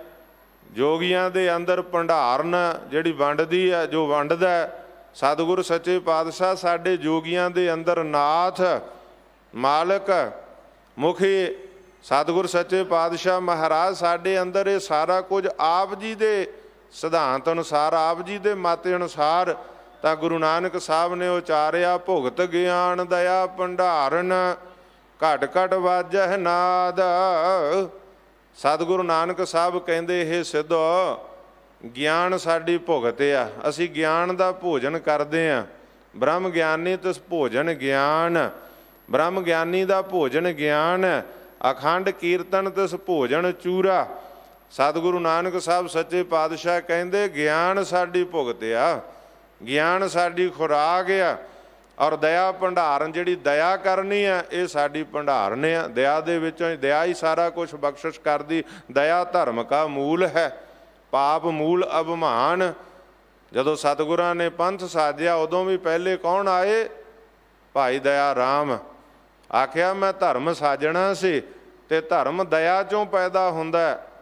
ਬਹੁਤ ਚੰਗਾ ਕੀਤਾ ਦਇਆ ਰਾਮਾ, ਤੂੰ ਪਹਿਲਾਂ ਆ ਕੇ ਸੀਸ ਦੀ ਭੇਟਾ ਦੇ ਰਿਹਾ। ਪੰਜ ਪਿਆਰੇ ਸਾਹਿਬਾਨਾਂ ਦੇ ਨਾਂ ਵਿੱਚ ਵੀ ਫਿਲਾਸਫੀ ਹੈ। ਸਤਿਗੁਰੂ ਸੱਚੇ ਪਾਤਸ਼ਾਹ ਮਹਾਰਾਜ ਕਹਿੰਦੇ ਦਇਆ ਚੋਂ ਧਰਮ ਪੈਦਾ ਹੁੰਦਾ, ਦਇਆ ਧਰਮ ਕਾ ਮੂਲ ਹੈ। ਤੇ ਅੱਜ ਸਤਿਗੁਰੂ ਗੁਰੂ ਨਾਨਕ ਸਾਹਿਬ ਸੱਚੇ ਪਾਤਸ਼ਾਹ ਕਹਿੰਦੇ ਸਿੱਧੋ ਦਇਆ ਭੰਡਾਰਨ। ਤੇ ਜਿਵੇਂ ਤੁਸੀਂ ਨਾਦ ਵਜਾਉਂਦੇ ਹੋ, ਨਾਦ ਨਾਲ ਜੁੜੇ ਸਤਿਗੁਰੂ ਕਹਿੰਦੇ ਜਿਹੜਾ ਹਰੇਕ ਘਟ ਘਟ ਵਿੱਚ ਕਣ ਕਣ ਦੇ ਵਿੱਚ ਪਰਮਾਤਮਾ ਦੀ ਆਵਾਜ਼ ਹੋ ਰਹੀ ਹੈ।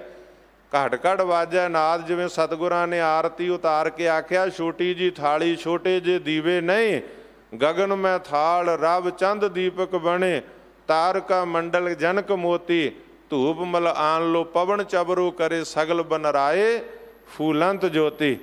ਗੁਰੂ ਨਾਨਕ ਸਾਹਿਬ ਸੱਚੇ ਪਾਤਸ਼ਾਹ ਮਹਾਰਾਜ ਕਹਿੰਦੇ ਆ ਜਿਹੜਾ ਘਟ ਘਟ ਦੇ ਅੰਦਰ ਕਣ ਕਣ ਦੇ ਅੰਦਰ ਨਾਦ ਹੋ ਰਿਹਾ, ਸ਼ਬਦ ਹੋ ਰਿਹਾ, ਆਵਾਜ਼ ਹੋ ਰਹੀ ਹੈ, ਉਹ ਪਰਮਾਤਮਾ ਦੀ, ਉਹਨੂੰ ਸਰਵਣ ਕਰਨਾ ਇਹੀ ਸਾਡਾ ਨਾਦ ਹੈ। ਆਪ ਨਾਥ ਨਾਥੀ ਸਭ ਜਾ ਕੀ, ਰਿੱਧ ਸਿੱਧ ਅਵਰਾ ਸਾਧ। ਤੇ ਸਤਿਗੁਰ ਕਹਿੰਦੇ ਉਹ ਪਰਮਾਤਮਾ ਅਕਾਲ ਪੁਰਖ ਵਾਹਿਗੁਰੂ ਆਪ ਨਾਥ ਆ, ਮਾਲਕ ਆ, ਖਸਮ ਆ, ਇੱਕੋ ਵਾਹਿਗੁਰੂ। ਕਿਉਂਕਿ ਏਕਾ ਪੁਰਖ ਸਬਾਈ ਨਾਰ, ਉਹ ਵਾਹਿਗੁਰੂ ਅਕਾਲ ਪੁਰਖ ਹੀ ਇੱਕੋ ਨਾਥ ਆ, ਸਾਡਾ ਮਾਲਕ ਆ। ਅਸੀਂ ਉਸੇ ਨੂੰ ਨਾਥ ਮੰਨਦੇ ਹਾਂ। ਤੇ ਉਹ ਨਾਥ ਜਿਹਦੇ ਹੁਕਮ ਦੇ ਵਿੱਚ ਸਾਰੀ ਲੁਕਾਈ ਨੱਥੀ ਹੋਈ ਹੈ, ਨਾਥੀ ਸਭ ਜਾ ਕੀ, ਜਿਹਦੇ ਹੁਕਮ ਦੇ ਅੰਦਰ, ਜਿਹਨੇ ਹਰੇਕ ਦੇ ਨੱਕ ਦੇ ਅੰਦਰ ਜੇਵਰੀ ਪਾਈ ਹੋਈ, ਗਲੇ ਹਮਾਰੇ ਜੇਵਰੀ ਜੈ ਖਿੰਚੈ ਤੈਂ ਜਾਏ। ਹਰੇਕ ਦੇ ਗਲ ਵਿੱਚ ਉਹਦੇ ਹੁਕਮ ਦੀ ਜੇਵੜੀ ਹੈ, ਹੁਕਮ ਦੀ ਰੱਸੀ, ਹੁਕਮ ਦੀ ਸੰਗਲੀ ਹੈ। ਹੁਕਮੇ ਅੰਦਰ ਸਭ ਕੋ ਬਾਹਰ ਹੁਕਮ ਨਾ ਕੋਏ। ਸਤਿਗੁਰ ਕਹਿੰਦੇ ਉਹ ਨਾਥ ਵਾਹਿਗੁਰੂ ਅਕਾਲ ਪੁਰਖ ਪਰਮਾਤਮਾ ਆਪ ਹੈ ਤੇ ਨਾਥੀ ਸਭ ਜਾ ਕੀ। ਇਹ ਸਾਰੀ ਸ੍ਰਿਸ਼ਟੀ ਜਿਹੜੀ ਆ ਉਸ ਪਰਮਾਤਮਾ ਦੇ ਹੁਕਮ ਵਿੱਚ ਨੱਥੀ ਹੋਈ ਆ। ਤੇ ਸਿੱਧ ਜੋਗੀ ਕਹਿੰਦੇ ਸਾਡੇ ਕੋਲ ਰਿੱਧੀਆਂ ਸਿੱਧੀਆਂ, ਰਿੱਧੀਆਂ ਸਿੱਧੀਆਂ ਨਾਲ ਛੋਟੇ ਜੇ ਹੋ ਜਾਣਾ, ਵੱਡੇ ਹੋ ਜਾਣਾ, ਇੱਕ ਜਗ੍ਹਾ ਤੋਂ ਦੂਜੀ ਥਾਂ ਤੇ ਚਲੇ ਜਾਣਾ, ਇਹ ਜਿਹੜੀਆਂ ਰਿੱਧੀਆਂ ਸਿੱਧੀਆਂ ਨੇ। ਸਤਿਗੁਰੂ ਸੱਚੇ ਪਾਤਸ਼ਾਹ ਕਹਿੰਦੇ ਜਿਹੜਾ ਰੱਬ ਦਾ ਪਿਆਰਾ ਉਹ ਰਿੱਧੀਆਂ ਸਿੱਧੀਆਂ ਤੋਂ ਨਿਰਲੇਪ ਰਹਿੰਦਾ, ਭਾਵੇਂ ਕਿ ਸਾਰੀਆਂ ਉਹਦੇ ਪਿੱਛੇ ਘੁੰਮਦੀਆਂ। ਨਵ ਨਿਧੀ 18 ਸਿੱਧੀ ਪਿੱਛੇ ਲੱਗੀਆਂ ਫਿਰੈ, ਜੋ ਹਰ ਹਿਰਦੈ ਸਦਾ ਵਸਾਏ। ਪਰ ਸਤਿਗੁਰਾਂ ਆਖਿਆ ਜਿਹੜਾ ਬੰਦਾ ਰਿੱਧੀਆਂ ਸਿੱਧੀਆਂ ਤੁਲਝ ਜਾਂਦਾ ਉਹ ਪਰਮਾਤਮਾ 'ਚ ਲੀਨ ਨਹੀਂ ਹੋ ਸਕਦਾ, ਉਹ ਵਾਹਿਗੁਰੂ ਅਕਾਲ ਪੁਰਖ ਨਾਲ ਇਕਮਿਕ ਨਹੀਂ ਹੋ ਸਕਦਾ। ਉਹ ਤੇ ਰਿੱਧੀਆਂ ਸਿੱਧੀਆਂ ਚੁਲਝ ਜਾਵੇਗਾ ਕਿ ਮੇਰੇ ਕੋਲ ਤਾਕਤਾਂ ਆ ਗਈਆਂ, ਉਹਨਾਂ ਤਾਕਤਾਂ ਦੀ ਵਰਤੋਂ ਦੁਰਵਰਤੋਂ ਕਰਕੇ ਉਲਝ ਜਾਵੇਗਾ। ਤਾਂ ਹੀ ਸਤਿਗੁਰਾਂ ਆਖਿਆ ਰਿੱਧ ਸਿੱਧ ਸਭ ਮੋਹ ਹੈ, ਨਾਮ ਨਾ ਵਸੈ ਮਨ ਆਏ। ਜਿੱਥੇ ਰਿੱਧੀਆਂ ਸਿੱਧੀਆਂ ਆ ਗਈਆਂ ਬੰਦਾ ਨਾਮ ਤੋਂ ਦੂਰ ਹੋ ਜਾਂਦਾ। ਤੇ ਸਤਿਗੁਰਾਂ ਨੇ ਤਾਂ ਹੀ ਆਖਿਆ ਭਾਈ ਰਿੱਧ ਸਿੱਧ ਅਵਰਾ ਸਾਧ, ਜਿਹੜੇ ਉਹ ਵਾਹਿਗੁਰੂ ਅਕਾਲ ਪੁਰਖ ਨੂੰ ਆਪਣਾ ਨਾਥ ਮਾਲਕ ਮੰਨਦੇ ਆ, ਉਹਦੇ ਹੁਕਮ ਵਿੱਚ ਸਾਰੀ ਲੁਕਾਈ ਨੂੰ ਨਥਿਆ ਮੰਨਦੇ ਆ, ਉਹ ਇਹਨਾਂ ਰਿੱਧੀਆਂ ਸਿੱਧੀਆਂ ਤੋਂ ਦੂਰ ਰਹਿੰਦੇ। ਅਸੀਂ ਰਿੱਧੀਆਂ ਸਿੱਧੀਆਂ ਦੇ ਸਵਾਦਾਂ ਤੋਂ ਦੂਰ ਆ, ਕਿਉਂਕਿ ਰਿੱਧ ਸਿੱਧ ਅਵਰਾ ਸਾਧ, ਇਹਨਾਂ ਦੇ ਤੇ ਸਵਾਦ ਹੀ ਹੋ ਰਿਹਾ। ਅਵਰਾ ਭਾਵ ਹੋਰ, ਸਾਧ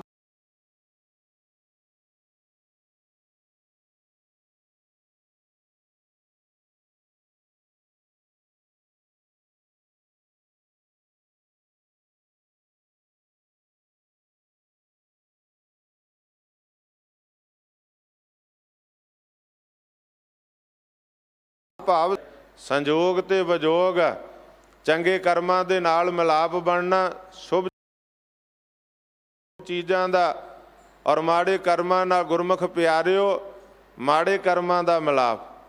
ਪਰ ਜਦੋਂ ਚੰਗੇ ਕਰਮ ਆ ਫਿਰ ਸੰਜੋਗ, ਤੇ ਜਦੋਂ ਚੰਗੇ ਕਰਮ ਗੁਰਮੁਖ ਪਿਆਰਿਓ ਮਾੜੇ ਕਰਮਾਂ ਤੋਂ ਵਿਜੋਗ ਹੋ ਜਾਣਾ, ਮਾੜੇ ਕਰਮਾਂ ਤੋਂ ਦੂਰੀ ਬਣ ਜਾਣੀ, ਸ਼ੁਭ ਗੁਣਾਂ ਨੂੰ ਧਾਰਨ ਕਰ ਲੈਣਾ, ਅਸ਼ੁਭ ਗੁਣਾਂ ਨੂੰ ਔਗਣਾਂ ਨੂੰ ਛੱਡ ਦੇਣਾ। ਕਿਉਂਕਿ ਨਾਨਕ ਅਵਗਣ ਜੇਤੜੇ ਤੇਤੇ ਗਲੀ ਜੰਜੀਰ, ਜੇ ਗੁਣ ਹੋਣ ਤਾਂ ਕਟੀਆਂ ਸੇ ਭਾਈ।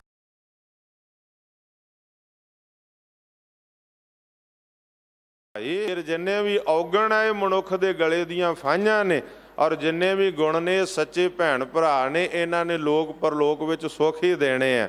ਸੰਜੋਗ ਤੇ ਵਿਜੋਗ, ਮਿਲਾਪ ਤੇ ਵਿਛੋੜਾ, ਇਹ ਦੋਵੇਂ ਸੰਸਾਰ ਦੀ ਕਾਰ, ਜੋ ਸੰਸਾਰ ਚੱਲ ਰਿਹਾ, ਸੰਸਾਰ ਦੀ ਮਿਤ ਮਰਿਆਦਾ ਚੱਲ ਰਹੀ, ਦੁਨੀਆ ਚੱਲ ਰਹੀ ਹੈ, ਇਹ ਮਿਲਾਪ ਤੇ ਵਿਛੋੜੇ ਦੇ ਨਾਲ ਲੇਖੇ ਆਵੇ ਭਾਗ। ਤੇ ਆਪਣੀ ਪਰਾਲਬਧ ਅਨੁਸਾਰ ਮਨੁੱਖ ਨੂੰ ਗੁਰਮੁਖ ਪਿਆਰਿਓ ਆਪਣੇ ਕਰਮਾਂ ਅਨੁਸਾਰ ਉਸ ਨੂੰ ਜਿਹੜੀਆਂ ਦਾਤਾਂ ਨੇ ਉਹ ਪ੍ਰਾਪਤ ਹੁੰਦੀਆਂ ਨੇ। ਜਿਸ ਤਰ੍ਹਾਂ ਜੋਗੀਆਂ 'ਚ ਛਾਂਦੇ ਵੰਡੇ ਜਾਂਦੇ ਸੀ ਪੁਰਾਣੇ ਸਮੇਂ ਦੇ ਅੰਦਰ, ਅੱਜ ਗੁਰਮੁਖ ਪਿਆਰਿਓ ਮਰਿਆਦਾਵਾਂ ਖਤਮ ਹੋ ਗਈਆਂ। ਪੁਰਾਣੇ ਸਮੇਂ ਦੇ ਅੰਦਰ ਇਹ ਗੱਲਾਂ ਸਨ। ਅੱਜ ਵੀ ਕਿਤੇ ਕਿਤੇ ਜੋਗੀਆਂ ਦੇ ਅੰਦਰ, ਨਾਥਾਂ ਦੇ ਅੰਦਰ, ਸਾਧੂਆਂ ਦੇ ਅੰਦਰ ਇਹ ਮਿਤ ਮਰਿਆਦਾਵਾਂ ਚੱਲਦੀਆਂ। ਪਰ ਸਤਿਗੁਰ ਸੱਚੇ ਪਾਤਸ਼ਾਹ ਕਹਿੰਦੇ ਜਿਹੜੇ ਕਿਸਮਤ ਵਿੱਚ ਅਸੀਂ ਇਹ ਮੰਨਦੇ ਹਾਂ ਕਿ ਜੋ ਭਾਗਾਂ 'ਚ ਪਰਾਲਬਧ ਅਨੁਸਾਰ ਉਹੀ ਮਨੁੱਖ ਨੂੰ ਪ੍ਰਾਪਤ ਹੁੰਦਾ। ਆਦੇਸ਼ ਤਿਸੈ ਆਦੇਸ਼, ਆਦ ਅਨੀਲ ਅਨਾਦ ਅਨਾਹਤ, ਜੁਗ ਜੁਗ ਏਕੋ ਵੇਸ। 28ਵੀਂ ਪੌੜੀ ਦੀ 29ਵੀਂ ਪੌੜੀ ਦੀ ਸਮਾਪਤੀ ਤੇ ਗੁਰੂ ਨਾਨਕ ਸਾਹਿਬ ਸੱਚੇ ਪਾਤਸ਼ਾਹ ਉਚਾਰਨ ਕਰਦੇ, ਭਾਈ ਸਾਡੀ ਨਮਸਕਾਰ ਹੈ ਉਸ ਪਰਮਾਤਮਾ ਨੂੰ।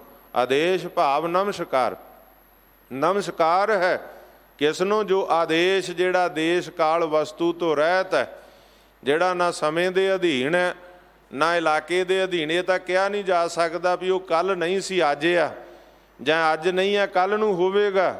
ਉਹ ਕੱਲ ਵੀ ਸੀ, ਉਹ ਅੱਜ ਵੀ ਹੈ, ਉਹ ਕੱਲ ਨੂੰ ਵੀ ਹੋਵੇਗਾ। ਜਦੋਂ ਕੁਝ ਵੀ ਨਹੀਂ ਸੀ ਉਸ ਵੇਲੇ ਵੀ ਉਹ ਪਰਮਾਤਮਾ ਅਕਾਲ ਪੁਰਖ ਸੀ। ਅੱਜ ਵੀ ਜਦੋਂ ਉਹਨੇ ਸਾਰਾ ਸੰਸਾਰ ਏਕ ਕਵਾਵੈ ਤੇ ਸਭ ਹੋਵਾ, ਜਿਹੜਾ ਸੰਸਾਰ ਰਚਿਆ ਉਸ ਵਾਹਿਗੁਰੂ ਸੱਚੇ ਪਾਤਸ਼ਾਹ ਨੇ, ਅੱਜ ਵੀ ਉਹ ਕਣ ਕਣ 'ਚ ਮੌਜੂਦ ਆ। ਤੇ ਜਦੋਂ ਮਹਾਂਪਰਲੋ ਕੁਝ ਵੀ ਨਹੀਂ ਹੋਵੇਗਾ, ਉਹ ਪਰਮਾਤਮਾ ਅਕਾਲ ਪੁਰਖ ਉਦੋਂ ਵੀ ਹੋਵੇਗਾ। ਉਹ ਦੇਸ਼ ਕਾਲ ਵਸਤੂ ਤੋਂ ਰਹਿਤ ਹੈ। ਤੇ ਗੁਰੂ ਨਾਨਕ ਸਾਹਿਬ ਕਹਿੰਦੇ ਸਾਡੀ ਉਹਨੂੰ ਆਦੇਸ਼ ਹੈ, ਨਮਸਕਾਰ ਹੈ। ਤੇ ਉਪਦੇਸ਼ ਦਿੱਤਾ ਸਾਨੂੰ ਕਿ ਭਾਈ ਉਸ ਵਾਹਿਗੁਰੂ ਅਕਾਲ ਪੁਰਖ ਦੇ ਹੁਕਮ ਵਿੱਚ ਆ ਜਾਓ, ਉਸ ਵਾਹਿਗੁਰੂ ਅਕਾਲ ਪੁਰਖ ਨੂੰ ਸਮਰਪਿਤ ਹੋ ਜਾਓ। ਜਿਸ ਵਾਹਿਗੁਰੂ ਦੇ ਹੁਕਮ ਦੇ ਅੰਦਰ ਹੀ ਸਾਰਾ ਸੰਸਾਰ ਜਿਹੜਾ ਹੈ ਉਸ ਵਾਹਿਗੁਰੂ ਅਕਾਲ ਪੁਰਖ ਦੇ ਹੁਕਮ 'ਚ ਹੀ ਸਾਜਿਆ, ਉਹਦੇ ਹੁਕਮ ਵਿੱਚ ਹੀ ਮਹਾਂਪਰਲੋ ਹੋ ਜਾਣੀ, ਲੈ ਹੋ ਜਾਣਾ। ਤੇ ਉਸ ਵਾਹਿਗੁਰੂ ਨੂੰ ਸਮਰਪਿਤ ਹੋ ਜਾ, ਤੇਰੇ ਵੱਸ ਕੁਝ ਨਹੀਂ ਹੈ। ਮਾਰੈ ਰਾਖੈ ਏਕੋ ਆਪ, ਮਾਨਸ ਕਹਿ ਕਿਸ ਨਾਹੀ ਹਾਥ। ਮਨੁੱਖ ਦੇ ਕੁਝ ਹੱਥ ਵਿੱਚ ਨਹੀਂ ਹੈ। ਉਹ ਮਾਰਦਾ ਵੀ ਪਰਮਾਤਮਾ, ਰੱਖਦਾ ਵੀ ਪਰਮਾਤਮਾ, ਪੈਦਾ ਵੀ ਉਹ ਕਰਦਾ, ਪ੍ਰਤਪਾਲਣਾ ਵੀ ਉਹ ਕਰਦਾ। ਕਈ ਵਾਰ ਅਸੀਂ ਕਹਿ ਦਿੰਦੇ ਮਿਹਨਤ ਮੇਰੀ ਤੇ ਰਹਿਮਤ ਤੇਰੀ, ਕਿ ਪਰਮਾਤਮਾ ਮਿਹਨਤ ਮੈਂ ਕਰਨੀ, ਰਹਿਮਤ ਤੂੰ ਕਰਨੀ। ਨਹੀਂ ਗੁਰਮੁਖੋ, ਰਹਿਮਤ ਵੀ ਉਸ ਦੀ ਹੈ ਤੇ ਮਿਹਨਤ ਵੀ ਉਸ ਦੀ ਹੈ। ਜੇ ਉਹ ਵਾਹਿਗੁਰੂ ਤੰਦਰੁਸਤ ਸਰੀਰ ਦੇਵੇਗਾ ਤਾਂ ਹੀ ਮਿਹਨਤ ਕਰ ਸਕਾਂਗੇ। ਤੇ ਮਿਹਨਤ ਵੀ ਤਾਂ ਉਸੇ ਨੇ ਬਖਸ਼ਣੀ ਆ। ਜੇ ਉਹਨੇ ਅੱਖਾਂ 'ਚ ਜੋਤ ਦਿੱਤੀ, ਅੱਖਾਂ ਵੇਖਦੀਆਂ ਹੈ, ਕੰਨ ਸੁਣਦੇ ਆ। ਜੇ ਉਹਦੀ ਜੋਤ ਹੈ ਅੰਦਰ ਪਰਮਾਤਮਾ ਦੀ, ਤਾਂ ਹੀ ਰਸਨਾ ਬੋਲਦੀ ਹੈ, ਤਾਂ ਹੀ ਹੱਥ ਪੈਰ ਕੰਮ ਕਾਰ ਕਰਦੇ, ਤਾਂ ਹੀ ਦਿਮਾਗ ਸੋਚਦਾ ਸਾਡਾ। ਤੇ ਜੇ ਪਰਮਾਤਮਾ ਦੀ ਰਹਿਮਤ ਨਾ ਹੋਵੇ ਤੇ ਗੁਰਮੁਖ ਪਿਆਰਿਓ ਇਹੀ ਅੱਖਾਂ ਨੇ ਦੇਖਣਾ ਨਹੀਂ, ਇਹੀ ਕੰਨਾਂ ਨੇ ਸੁਣਨਾ ਨਹੀਂ, ਇਹੀ ਰਸਨਾ ਨੇ ਬੋਲਣਾ ਨਹੀਂ, ਇਹਨਾਂ ਹੱਥਾਂ ਪੈਰਾਂ ਨੇ ਵਰਕ ਨਹੀਂ ਕਰਨਾ ਜਦੋਂ ਉਹਦੀ ਰਹਿਮਤ ਨਾ ਰਹੀ, ਉਹਦੀ ਜੋਤ ਨਾ ਰਹੀ। ਇਸ ਕਰਕੇ ਰਹਿਮਤ ਵੀ ਉਸ ਦੀ ਹੈ ਤੇ ਮਿਹਨਤ ਵੀ ਉਹੀ ਬਖਸ਼ਦਾ। ਮਿਹਨਤ ਵੀ ਉਸ ਪਰਮਾਤਮਾ ਦੀ ਬਖਸ਼ੀ ਹੈ ਤੇ ਰਹਿਮਤ ਵੀ ਉਸੇ ਦੀ ਹੈ। ਸੋ ਇਸ ਕਾਰਨ ਕਰਕੇ ਸਾਨੂੰ ਹਮੇਸ਼ਾ ਉਸ ਵਾਹਿਗੁਰੂ ਅਕਾਲ ਪੁਰਖ ਨੂੰ ਸਮਰਪਿਤ ਰਹਿੰਦੇ ਹਾਂ, ਉਹਦੇ ਹੁਕਮ ਦੇ ਅੰਦਰ ਸੰਸਾਰ ਵਿੱਚ ਵਿਚਰਨਾ ਚਾਹੀਦਾ, ਕਿਸੇ ਦਾ ਬੁਰਾ ਨਹੀਂ ਕਰਨਾ।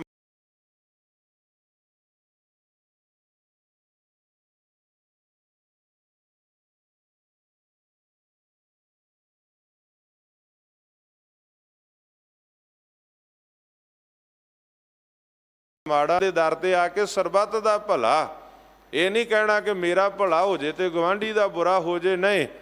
ਪਰਮਾਤਮਾ ਦੇ ਕੋਲੋਂ ਜਦੋਂ ਮੰਗਣਾ ਗੁਰੂ ਦੇ ਦੁਆਰੇ ਤੇ ਸਿਧਾਂਤ ਹੀ ਹੈ ਕਿ ਸਰਬੱਤ ਦਾ ਭਲਾ, ਸਭੇ ਸਾਂਝੀਵਾਲ ਸਦਾਇਨ। ਔਰ ਗੁਰਮੁਖ ਪਿਆਰਿਓ ਇੱਥੇ ਵੈਰ ਵਿਰੋਧ ਵਿਸਰ ਗਈ, ਸਭ ਤਾਤ ਪਰਾਈ, ਜਬ ਤੇ ਸਾਧ ਸੰਗਤ ਮੋਹ ਪਾਈ, ਨਾ ਕੋ ਬੈਰੀ ਨਾਹੇ ਬਗਾਨਾ, ਸਗਲ ਸੰਗ ਹਮ ਕੋ ਬਣ ਆਈ। ਗੁਰੂ ਦਾ ਸਿਧਾਂਤ ਭਾਈ ਕਨ੍ਹਈਆ ਜੀ ਨੇ ਕਮਾਉਣਾ ਕੀਤਾ। ਸਤਿਗੁਰੂ ਨਾਨਕ ਸਾਹਿਬ ਕਹਿੰਦੇ ਨਮਸਕਾਰ ਹੈ ਉਸ ਪਰਮਾਤਮਾ ਨੂੰ ਸਾਡੀ, ਜਿਹੜਾ ਆਦਿ ਵਿੱਚ ਭਾਵ ਜਦੋਂ ਕੁਝ ਵੀ ਨਹੀਂ ਸੀ, ਜਿਹੜਾ ਅਨੀਲ ਹੈ, ਜਿਹੜਾ ਗੁਰਮੁਖ ਪਿਆਰਿਓ ਰੰਗਾਂ ਤੋਂ ਵੀ ਰਹਿਤ ਹੈ, ਦਾਗਾਂ ਤੋਂ ਵੀ ਰਹਿਤ ਹੈ, ਬੇਦਾਗ ਹੈ, ਅਨਾਦ, ਜਿਹਦਾ ਆਦਿ ਅੰਤ ਹੀ ਕੋਈ ਨਹੀਂ। ਕੋਈ ਨਹੀਂ ਕਹਿ ਸਕਦਾ ਪਰਮਾਤਮਾ ਕਿਸ ਵੇਲੇ ਪੈਦਾ ਹੋਇਆ ਜਾਂ ਸੰਸਾਰ ਕਦੋਂ ਪੈਦਾ ਕੀਤਾ ਪਰਮਾਤਮਾ ਨੇ। ਅਨਾਹਤ, ਜਿਹੜਾ ਨਾਸਵੰਤ ਨਹੀਂ ਹੈ। ਗੁਰਮੁਖ ਪਿਆਰਿਓ ਵਾਹਿਗੁਰੂ ਪਰਮਾਤਮਾ ਜੁਗ ਜੁਗ ਏਕੋ ਵੇਸ, ਤੇ ਸਾਰੇ ਯੁੱਗਾਂ ਦੇ ਅੰਦਰ ਉਸ ਦਾ ਵੇਸ਼ ਇੱਕੋ, ਦੀ ਜੋਤ ਜਿਹੜੀ ਉਹ ਸੁਭਾਇਮਾਨ ਰਹਿੰਦੀ ਹੈ। ਇਹ ਗੁਰੂ ਨਾਨਕ ਸਾਹਿਬ ਸੱਚੇ ਪਾਤਸ਼ਾਹ ਮਹਾਰਾਜ ਨੇ ਸਾਨੂੰ 29ਵੀਂ ਪੌੜੀ ਦੇ ਵਿੱਚ ਉਪਦੇਸ਼ ਬਖਸ਼ਿਆ, ਜਿਸ ਦੀ ਸੰਖੇਪ ਜੇ ਅਖਰੀ ਅਰਥਾਂ ਦੇ ਅੰਦਰ ਆਪਾਂ ਵਿਚਾਰ ਸਰਵਣ ਕੀਤੀ ਹੈ।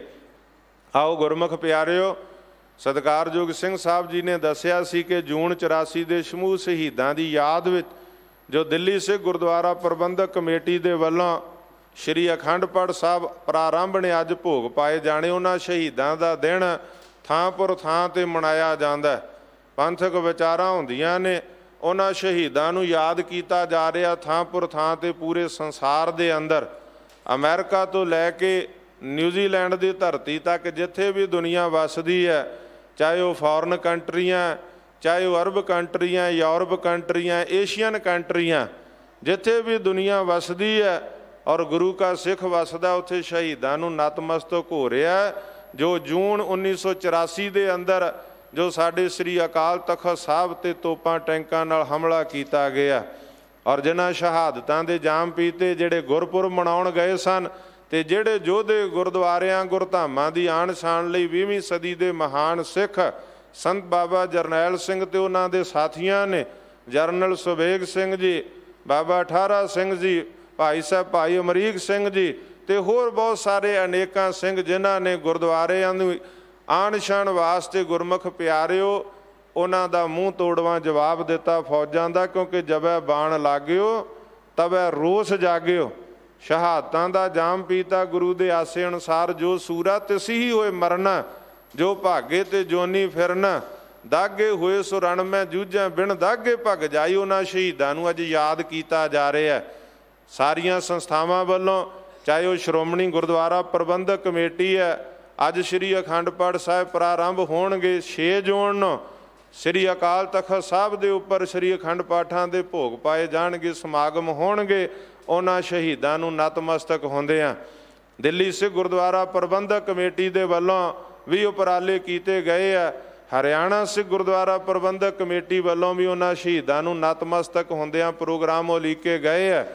ਔਰ ਇਸੇ ਤਰ੍ਹਾਂ ਗੁਰਮੁਖ ਪਿਆਰਿਓ, ਦਮਦਮੀ ਟਕਸਾਲ ਦੇ ਅਸਥਾਨ ਬਾਬਾ ਹਰਨਾਮ ਸਿੰਘ ਜੀ ਮੁਖੀ ਦਮਦਮੀ ਟਕਸਾਲ ਮਹਿਤਾ, ਉਹਨਾਂ ਦੇ ਵੱਲੋਂ 6 ਜੂਨ ਨੂੰ ਦੁਪਹਿਰ ਦੇ ਸਮਾਗਮ ਮਹਿਤਾ ਚੌਂਕ ਗੁਰਦੁਆਰਾ ਗੁਰਦਰਸ਼ਨ ਪ੍ਰਕਾਸ਼ ਵਿਖੇ ਕੀਤੇ ਜਾ ਰਹੇ ਹੈ। ਔਰ ਇਸੇ ਤਰ੍ਹਾਂ ਸਿੰਘ ਸਾਹਿਬ ਗਿਆਨੀ ਰਾਮ ਸਿੰਘ ਜੀ ਮੁਖੀ ਦਮਦਮੀ ਟਕਸਾਲ ਸੰਗਰਾਵਾਂ, ਉਹਨਾਂ ਦੇ ਵੱਲੋਂ ਵੀ ਉਹਨਾਂ ਸ਼ਹੀਦਾਂ ਦੇ ਸਮਾਗਮ ਕੀਤੇ ਜਾ ਰਹੇ ਹੈ। ਔਰ ਇਸੇ ਤਰ੍ਹਾਂ ਭਾਈ ਸਾਹਿਬ ਭਾਈ ਅਮਰੀਕ ਸਿੰਘ ਜੀ ਅਜਨਾਲਾ, ਜੋ ਗੁਰਮਤਿ ਵਿਦਿਆਲਾ ਦਮਦਮੀ ਟਕਸਾਲ ਅਜਨਾਲਾ ਦੇ ਵਿਖੇ ਸਮਾਗਮ ਕੀਤੇ ਜਾ ਰਹੇ ਹੈ। ਜਰਨਲ ਸੁਬੇਗ ਸਿੰਘ ਜੀ ਦੇ ਨਗਰ ਖਿਆਲਾ ਨਗਰ ਵਿਖੇ ਇਹ ਸਮਾਗਮ ਕੀਤੇ ਜਾ ਰਹੇ। ਸ਼ਹੀਦਾਂ ਨੂੰ ਨਤਮਸਤਕ ਹੋਣ ਵਾਸਤੇ ਜਿਨ੍ਹਾਂ ਨੇ ਕੁਰਬਾਨੀ ਕੀਤੀ, ਪੂਰੇ ਸੰਸਾਰ ਦੇ ਅੰਦਰ ਉਹਨਾਂ ਦੀ ਕੁਰਬਾਨੀ ਨੂੰ ਸਿਜਦਾ ਹੋ ਰਿਹਾ। ਅਸੀਂ ਆਪਣੇ ਸ਼ਹੀਦਾਂ ਦੀ ਸ਼ਹਾਦਤ ਨੂੰ ਸਿਜਦਾ ਕਰਦੇ ਹਾਂ। ਤੇ ਮੈਂ ਵਧਾਈ ਦਿੰਦਾ, ਮੁਬਾਰਕ ਦਿੰਦਾ ਇਹਨਾਂ ਸਾਰੀਆਂ ਸੰਸਥਾਵਾਂ ਨੂੰ ਕਿ ਜਿਹੜੇ ਆਪਣੇ ਸ਼ਹੀਦਾਂ ਨੂੰ ਯਾਦ ਰੱਖਦੇ ਆ, ਕਿਉਂਕਿ ਆਪਣੇ ਇਤਿਹਾਸ ਨੂੰ ਯਾਦ ਰੱਖਣਾ, ਸਾਡੇ ਨਾਲ ਕੀ ਵਧੀਕੀਆਂ ਹੋਈਆਂ, ਕਿਹੜਾ ਸਾਡਾ ਦੁਸ਼ਮਣ ਬਣਿਆ, ਕਿਹੜਾ ਮਿੱਤਰ ਬਣਿਆ, ਕਿੰਨੇ ਸਾਡੀ ਬਾਂਹ ਫੜੀ ਔਰ ਕਿੰਨੇ ਸਾਡੇ ਪਿੱਠ ਵਿੱਚ ਛੁਰੇ ਮਾਰੇ, ਸਾਰਾ ਕੁਝ ਸਾਨੂੰ ਯਾਦ ਰੱਖਣਾ ਚਾਹੀਦਾ। ਮੈਂ ਬੇਨਤੀ ਕਰਦੇ ਹਾਂ, ਜੇ ਇਤਿਹਾਸ ਭੁੱਲ ਗਏ, ਉਹੀ ਕੌਮਾਂ ਜਹਾਨ ਤੇ ਜਿਉਂਦੀਆਂ ਨੇ ਜਿਨ੍ਹਾਂ ਕੌਮਾਂ ਨੂੰ ਮਰਨ ਦਾ ਝੱਲ ਪੈ ਜੇ। ਅੰਤ ਪੈਣਾ ਇਹ ਮੁੱਲ ਕੁਰਬਾਨੀਆਂ ਦਾ, ਭਾਵੇਂ ਅੱਜ ਪੈ ਜੇ ਭਾਵੇਂ ਕੱਲ ਪੈ ਜੇ। ਕੁਰਬਾਨੀਆਂ ਦਾ ਹਮੇਸ਼ਾ ਪੁੱਲ ਪੈਂਦਾ। ਝੂਠ ਦੇ ਬੱਦਲ ਬਹੁਤਾ ਚਿਰ ਸੂਰਜ ਨੂੰ ਢੱਕ ਕੇ ਨਹੀਂ ਰੱਖ ਸਕਦੇ। ਬੱਦਲ ਫਟ ਜਾਂਦੇ, ਛੱਡ ਜਾਂਦੇ ਆ ਤੇ ਸੂਰਜ ਦੀ ਰੋਸ਼ਨੀ ਸੰਸਾਰ ਤੇ ਪੈਂਦੀ ਹੈ। ਗੁਰਮੁਖ ਪਿਆਰਿਓ, ਇਸੇ ਤਰ੍ਹਾਂ ਇਹ ਜਿਹੜਾ ਸਮੇਂ ਅਨੁਸਾਰ ਚੱਕਰਕਾਰੀ ਦਮਨ ਚੱਲਦਾ ਸਰਕਾਰਾਂ ਦੇ, ਬਹੁਤਾ ਚਿਰ ਨਹੀਂ। ਹੱਕ ਸੱਚ ਤੇ ਖੜਨ ਵਾਲੇ ਯੋਧਿਆਂ ਦਾ ਮੁੱਲ ਅੱਜ ਇਸ ਗੁਰਦੁਆਰਾ ਸੀਸਗੰਜ ਸਾਹਿਬ ਗੁਰੂ ਤੇਗ ਬਹਾਦਰ ਸਾਹਿਬ, ਭਾਈ ਮਤੀ ਦਾਸ, ਭਾਈ ਸਤੀ ਦਾਸ, ਭਾਈ ਦਇਆਲਾ ਜੀ ਅੱਜ ਸਿਜਦਾ ਕਰ ਰਹੇ ਆ। ਖਿਦਰਾਣੇ ਦੀ ਢਾਬ ਤੇ 40 ਮੁਕਤਿਆਂ ਨੂੰ ਸਿਜਦਾ ਕਰ ਰਹੇ ਆ। ਕਿੱਡਾ ਵੱਡਾ ਇਤਿਹਾਸ ਹੈ, ਜ਼ਿਕਰ ਕਰਨ ਤੇ ਬੜਾ ਲੰਬਾ ਸਮਾਂ ਚਾਹੀਦਾ। ਅਸੀਂ ਤੇ ਗੁਰੂਆਂ ਦਾ, ਆਪਣੇ ਸ਼ਹੀਦਾਂ ਦਾ ਇਤਿਹਾਸ ਕਰੋੜਾਂ ਜਨਮ ਲੈ ਕੇ ਕਰੋੜਵਾਂ ਹਿੱਸਾ ਵੀ ਬਿਆਨ ਨਹੀਂ ਕਰ ਸਕਦੇ। ਇੱਕੋ ਬੇਨਤੀ ਹੈ, ਉਹਨਾਂ ਸ਼ਹੀਦਾਂ ਨੂੰ ਨਤਮਸਤਕ ਹੋਣਾ ਤੇ ਜਿਨ੍ਹਾਂ ਨੇ ਉਸ ਢੱਠੇ ਅਕਾਲ ਤਖਤ ਸਾਹਿਬ ਦਾ ਬਦਲਾ ਲੈਣ ਵਾਸਤੇ ਗੁਰਮੁਖ ਪਿਆਰਿਓ ਹਥਿਆਰਬੰਦ ਰਾਹ ਚੁਣਿਆ, ਉਹ ਕੋਈ ਅਪਰਾਧੀ ਪਿਛੋਕੜ ਦੇ ਨਹੀਂ। ਮੈਂ ਅਕਸਰ ਬੇਨਤੀ ਕਰਦਾ ਹੁੰਨਾ, ਉਹ ਕ੍ਰਿਮੀਨਲ ਪਰਿਵਾਰਾਂ ਦੇ ਨਹੀਂ, ਉਹ ਪੜ੍ਹੇ ਲਿਖੇ ਨੌਜਵਾਨ, ਵੈਲ ਸੈਟਡ ਆਪਣੇ ਪਰਿਵਾਰਾਂ 'ਚ ਰਹਿਣ ਵਾਲੇ ਤੇ ਅੱਜ ਭਾਰਤ ਦੀਆਂ ਵੱਖ-ਵੱਖ ਜੇਲ੍ਹਾਂ 'ਚ ਨਜ਼ਰਬੰਦ ਨੇ। ਉਹਨਾਂ ਦੇ ਬੰਦੀ ਸਿੰਘਾਂ ਜਿਨ੍ਹਾਂ ਨੇ ਸਜ਼ਾਵਾਂ ਵੀ ਪੂਰੀਆਂ ਕਰ ਲਈਆਂ, ਉਹਨਾਂ ਦੀਆਂ ਰਿਹਾਈਆਂ ਸੰਬੰਧੀ ਪੰਥ ਵੱਲੋਂ ਸੰਘਰਸ਼ ਹੋ ਰਿਹਾ। ਭਾਰਤ ਸਰਕਾਰ ਵੱਲੋਂ, ਸੰਬੰਧਿਤ ਸਰਕਾਰਾਂ ਵੱਲੋਂ ਪਿਛਲੇ ਸਮੇਂ ਕੁਝ ਬੰਦੀ ਸਿੰਘ ਰਿਹਾ ਵੀ ਕੀਤੇ ਗਏ ਆ, ਕੁਝ ਦੀਆਂ ਪੈਰੋਲਾਂ ਵੀ ਹੋਈਆਂ ਨੇ, ਜੇਲ੍ਹ ਤਬਦੀਲੀਆਂ ਵੀ ਹੋਈਆਂ ਜਿਨ੍ਹਾਂ ਕੌਮ ਲਈ ਕੁਰਬਾਨੀ ਕੀਤੀ ਹੈ। ਗੁਰਮੁਖ ਪਿਆਰੇ, ਉੱਥੇ ਅਸੀਂ ਸ਼ਲਾਘਾ ਕਰਦੇ ਉਹਨਾਂ ਸਰਕਾਰਾਂ ਦੀ, ਪਰ ਜੋ ਰਹਿੰਦੇ ਆ ਉਹਨਾਂ ਵਾਸਤੇ ਵੀ ਸਰਕਾਰਾਂ ਨੂੰ ਉਦਮ ਕਰਨਾ ਚਾਹੀਦਾ। ਪੰਥ ਦੀਆਂ ਸੰਸਥਾਵਾਂ ਵੱਲੋਂ ਉਪਰਾਲੇ ਹੋ ਰਹੇ ਆ, ਸ਼ਲਾਘਾ ਆ। ਪੰਥ ਦੀ ਸਰਮੌਰ ਸੰਸਥਾ ਸ਼੍ਰੋਮਣੀ ਗੁਰਦੁਆਰਾ ਪ੍ਰਬੰਧਕ ਕਮੇਟੀ ਵੱਲੋਂ, ਦਿੱਲੀ ਸਿੱਖ ਗੁਰਦੁਆਰਾ ਪ੍ਰਬੰਧਕ ਕਮੇਟੀ ਦੇ ਵੱਲੋਂ, ਹਰਿਆਣਾ ਸਿੱਖ ਗੁਰਦੁਆਰਾ ਪ੍ਰਬੰਧਕ ਕਮੇਟੀ ਵੱਲੋਂ, ਹੋਰ ਬਹੁਤ ਸਾਰੀਆਂ ਜਥੇਬੰਦੀਆਂ ਸੰਸਥਾਵਾਂ ਵੱਲੋਂ ਇਹ ਉਪਰਾਲੇ ਕੀਤੇ ਜਾ ਰਹੇ ਆ, ਸ਼ਲਾਘਾਯੋਗ ਹੈ। ਪਰ ਇਹਦੇ 'ਚ ਦੇਖਣਾ ਜ਼ਰੂਰ ਚਾਹੀਦਾ ਕਿ ਬੰਦੀ ਬਣਾਏ ਕਿਹਨਾਂ, ਜਿਨ੍ਹਾਂ ਨੇ ਬੰਦੀ ਬਣਾਏ ਆਪਣੇ ਰਾਜ ਭਾਗ ਦੇ ਦੌਰਾਨ, ਉਹ ਇਹਨਾਂ ਕਮੇਟੀਆਂ ਦੇ ਮੈਂਬਰ ਨਹੀਂ ਹੋਣੇ ਚਾਹੀਦੇ। ਮੈਂ ਪਿਛਲੇ ਸਮੇਂ 'ਚ ਇਤਰਾਜ਼ ਵੀ ਕੀਤਾ ਸੀ, ਪਰ ਸਾਡੇ ਪੰਥ ਦੇ ਹਾਲਾਤ ਮੈਂ ਹੈਰਾਨ ਹੁੰਨਾ, ਜਿਨ੍ਹਾਂ ਨੇ ਇੰਨਾ ਨੁਕਸਾਨ ਕੀਤਾ, ਪੰਥ ਤੇ ਕਾਬਜ ਹੋ ਗਏ। ਪੰਥ ਦੇ ਨਾਂ ਤੇ ਅੱਜ ਪਤਾ ਨਹੀਂ ਕਿਹੜੇ ਸਾਬਣ ਤੇ ਸ਼ੈਂਪੂ ਦੇ ਨਾਲ ਨਹਾ ਲਏ ਆ ਕਿ ਅੱਜ ਫਿਰ ਸਾਡੇ ਜਿਹੜੇ ਪੰਥਕ ਕਹਾਉਂਦੇ ਲੋਕ ਆ ਫਿਰ ਉਹਨਾਂ ਨਾਲ ਗਲਵੱਕੜੀਆਂ ਪਾ ਰਹੇ। ਮੈਂ ਬੜਾ ਹੈਰਾਨ, ਪਤਾ ਨਹੀਂ ਕਿਹੜੀ ਪੌਲਿਸ਼ ਮਾਰੀ ਆ ਕਿ ਮੁੜ ਕੇ ਪੌਲਿਸ਼ ਮਾਰ ਕੇ ਚਮਕਾ ਦਿੱਤੇ ਉਹਨਾਂ ਦੇ ਸਾਰੇ ਗੁਨਾਹ। ਉਹਨਾਂ ਦਾ ਬਰਗਾੜੀ ਕਾਂਡ ਮੁੱਕ ਗਿਆ, ਚੌੜ ਸਿੰਧਵਾ ਮੁੱਕ ਗਿਆ, ਉਹਨਾਂ ਦਾ ਬੰਦੀ ਸਿੰਘਾਂ ਨੂੰ ਬੰਦੀ ਬਣਾਉਣ ਦਾ, ਜਿਹੜੇ ਬੰਦੀਆਂ ਦੀ ਰਿਹਾਈ ਮੰਗਦੇ ਉਹ ਬੰਦੀ ਬਣਾ ਦਿੱਤੇ। ਉਹ ਸਾਰਾ ਕੁਝ ਮੁੱਕ ਗਿਆ। ਆਪਣੀਆਂ ਸਿਆਸੀ ਲਾਲਸਾਵਾਂ ਦੇ ਕਾਰਨ ਅੱਜ ਉਹਨਾਂ ਨਾਲ ਗਲ ਵੱਖੜੀਆਂ ਪਾਈਆਂ ਜਾ ਰਹੀਆਂ। ਜਿਨ੍ਹਾਂ ਗੁਨਾਹ ਕੀਤੇ ਉਹਨਾਂ ਨੂੰ ਕਟਹਿਰੇ 'ਚ ਨਹੀਂ ਖੜਾ ਕਰਾਂਗੇ ਤਾਂ ਫਿਰ ਪੰਥ ਦੀ ਗੱਲ ਨੂੰ ਕਿਵੇਂ? ਇੱਦਾਂ ਤੇ ਕੋਈ ਵੀ ਪੰਥ ਦਾ ਨੁਕਸਾਨ ਕਰਕੇ ਮੁੜ ਕੇ ਪੰਥ 'ਚ ਸ਼ਾਮਲ ਹੋ ਜਾਇਆ ਕਰੂਗਾ, ਫਿਰ ਪੌਲਿਸ਼ ਵੱਜ ਜਾਊ। ਨਹੀਂ, ਗੁਰਮੁਖ ਪਿਆਰਿਓ, ਇਸ ਗੱਲ ਤੋਂ ਸੁਚੇਤ ਹੋਣਾ। ਇਸ ਗੱਲ ਤੋਂ ਪੰਥ ਨੇ ਆਵਾਜ਼ ਬੁਲੰਦ ਕਰਨੀ ਆ ਬੰਦੀਆਂ ਦੀ ਰਿਹਾਈ ਲਈ, ਪਰ ਜਿਹੜੇ ਬੰਦੀਆਂ ਦੇ ਨਾਂ ਤੇ ਸਿਆਸਤ ਕਰਕੇ ਅੱਜ ਮੁੜ ਆਕਸੀਜਨ ਲੈਣਾ ਚਾਹੁੰਦੇ ਆ, ਉਹਨਾਂ ਨੂੰ ਵੀ ਕਟਹਿਰੇ 'ਚ ਖੜਾ ਕਰਨਾ। ਇਤਰਾਜ਼ ਕੀਤਾ ਦਾਸ ਨੇ ਵੀ, ਦਿੱਲੀ ਸਿੱਖ ਗੁਰਦੁਆਰਾ ਪ੍ਰਬੰਧਕ ਕਮੇਟੀ ਵੱਲੋਂ ਵੀ, ਹੋਰ ਬਹੁਤ ਸਾਰੀਆਂ ਪੰਥਕ ਸੰਸਥਾਵਾਂ ਦੇ ਵੱਲੋਂ, ਕਿ ਇਹਨਾਂ ਤੋਂ ਬਿਨਾਂ, ਜਿਨ੍ਹਾਂ ਨੇ ਨੁਕਸਾਨ ਕੀਤਾ, ਇਹਨਾਂ ਤੋਂ ਬਿਨਾਂ ਬੰਦੀ ਨਹੀਂ ਰਿਹਾ ਸਕਦੇ। ਹੋ ਸਕਦਾ ਉਹ ਸਗੋਂ ਅੜਿੱਕਾ ਬਣ, ਰੁਕਾਵਟ ਬਣ, ਉਹਨਾਂ ਰੁਕਾਵਟਾਂ ਨੂੰ ਤੇ ਦੂਰ ਕਰਨਾ। ਪਰ ਅੱਜ ਸਾਡੇ ਕਈ ਪੰਥਕ ਵੀਰ ਜਿਨ੍ਹਾਂ ਪੰਥ ਲਈ ਸੰਘਰਸ਼ ਹੰਢਾਇਆ, ਪਤਾ ਨਹੀਂ ਕਿਹੜੀਆਂ ਨਿੱਜੀ ਲਾਲਸ਼ਾਵਾਂ ਦੇ ਵਿੱਚ ਉਹਨਾਂ ਨੂੰ ਗਲ ਵੱਕੜੀਆਂ ਪਾ ਰਹੇ ਨੇ, ਉਹਨਾਂ ਦੇ ਗੁਨਾਹਾਂ ਨੂੰ ਖੁਦ ਹੀ ਮਾਫੀਨਾਮੇ ਜਾਰੀ ਕਰ ਰਹੇ ਆ। ਇਹ ਬਹੁਤ ਹੀ ਗੁਰਮੁਖ ਪਿਆਰਿਓ ਨੁਕਸਾਨ ਦੇ ਪੰਥ ਵਾਸਤੇ ਆਉਣ ਵਾਲੇ ਸਮੇਂ 'ਚ ਸਾਬਤ ਹੋਵੇਗਾ, ਜਿਹਦੇ ਤੋਂ ਸਾਨੂੰ ਸੁਚੇਤ ਹੋਣਾ ਚਾਹੀਦਾ। ਪੰਥ ਦੀ ਚੜ੍ਹਦੀ ਕਲਾ ਲਈ ਥਾਂ ਥਾਂ ਉਪਰਾਲੇ ਹੋ ਰਹੇ ਆ। ਅੱਜ ਵੀ ਪੰਥ ਦੀ ਚੜ੍ਹਦੀ ਕਲਾ ਲਈ ਗੁਰੂ ਨਾਨਕ ਭਵਨ ਸ੍ਰੀ ਅੰਮ੍ਰਿਤਸਰ ਸਾਹਿਬ ਵਿਖੇ ਪੰਥਕ ਸੰਸਥਾਵਾਂ ਦੇ ਵੱਲੋਂ ਵੱਡੀ ਇਕੱਤਰਤਾ ਕੀਤੀ ਜਾ ਰਹੀ ਹੈ ਕਿ ਪੰਥ ਤੇ ਪੰਜਾਬ ਦਾ ਭਲਾ, ਸਾਡੀ ਜ਼ਬਾਨੀ ਦਾ ਭਲਾ, ਸਾਡੀ ਕਿਸਾਨੀ ਦਾ ਭਲਾ, ਸਾਡੇ ਪੰਥ ਤੇ ਪੰਜਾਬ ਦਾ ਭਲਾ ਔਰ ਸੰਸਾਰ ਵਿੱਚ ਵਸਦੀ ਸਾਡੀ ਕੌਮ ਉਹਦੇ ਭਲੇ ਵਾਸਤੇ ਜਿਹੜੀਆਂ ਸਿਰ ਜੋੜ ਕੇ ਬੈਠ ਕੇ ਵਿਚਾਰਾਂ ਕੀਤੀਆਂ ਜਾਣ। ਮੈਂ ਵਧਾਈ ਦਿੰਦਾ ਸਾਰਿਆਂ ਨੂੰ ਜਿਹੜੇ ਇਸ ਬਾਰੇ ਸੋਚ ਰਹੇ, ਇੱਧਰ ਉਪਰਾਲੇ ਹੋ ਰਹੇ ਆ, ਪਰ ਗੁਨਾਹਗਾਰਾਂ ਨੂੰ ਗੁਨਾਹਗਾਰਾਂ ਦੀ ਲਿਸਟ ਵਿੱਚ ਰੱਖਣਾ ਪਵੇਗਾ। ਉਹਨਾਂ ਨੂੰ ਸਰਵਾਈਵ ਕਰਨ, ਉਹਨਾਂ ਨੂੰ ਆਕਸੀਜਨ ਦੇਣ ਜਾਂ ਉਹਨਾਂ ਨੂੰ ਪੌਲਿਸ਼ ਮਾਰਨ ਦੀ ਕੋਸ਼ਿਸ਼ ਨਾ ਕੀਤੀ ਜਾਵੇ। ਪੰਥ ਜਿਹੜਾ ਹੈ ਉਹ ਇਸ ਗੱਲ ਨੂੰ ਹਰਗਿਜ਼ ਬਰਦਾਸ਼ਤ ਨਹੀਂ ਕਰੇਗਾ। ਆਓ ਅਰਦਾਸ ਕਰੀਏ ਗੁਰੂ ਦੇ ਚਰਨਾਂ 'ਚ। ਪਿਛਲੇ ਦਿਨਾਂ 'ਚ ਅਰਦਾਸ ਸਮਾਗਮ ਵੀ ਹੋਏ ਆ, ਆਉਣ ਵਾਲੇ ਸਮੇਂ 'ਚ ਵੀ ਕੀਤੇ ਜਾਣ। ਪੰਥ ਪੰਜਾਬ ਦੀ ਚੜ੍ਹਦੀ ਕਲਾ ਲਈ, ਮਨੁੱਖਤਾ ਦੀ ਚੜ੍ਹਦੀ ਕਲਾ ਲਈ ਤੇ ਬੰਦੀ ਸਿੰਘਾਂ ਦੀਆਂ ਰਿਹਾਈਆਂ ਦੇ ਵਾਸਤੇ ਉਪਰਾਲੇ ਕੀਤੇ ਜਾਣ। ਇੰਨੀਆਂ ਬੇਨਤੀਆਂ ਕਰਦਾ ਹੋਇਆ ਦਾਸ ਖਿਮਾ ਦਾ ਜਾਚਕ ਹੈ। 2 ਦਿਨ ਦੀ ਹਾਜ਼ਰੀ ਦੇ ਦੌਰਾਨ ਸਤਿਗੁਰੂ ਸੱਚੇ ਪਾਤਸ਼ਾਹ ਧੰਨ ਗੁਰੂ ਗ੍ਰੰਥ ਸਾਹਿਬ ਤੇ ਸੰਗਤਾਂ ਬਖਸ਼ਣਯੋਗ ਨੇ। ਭੁੱਲਾਂ ਚੁੱਕਾਂ ਦੀ ਖਿਮਾ ਬਖਸ਼ਣੀ।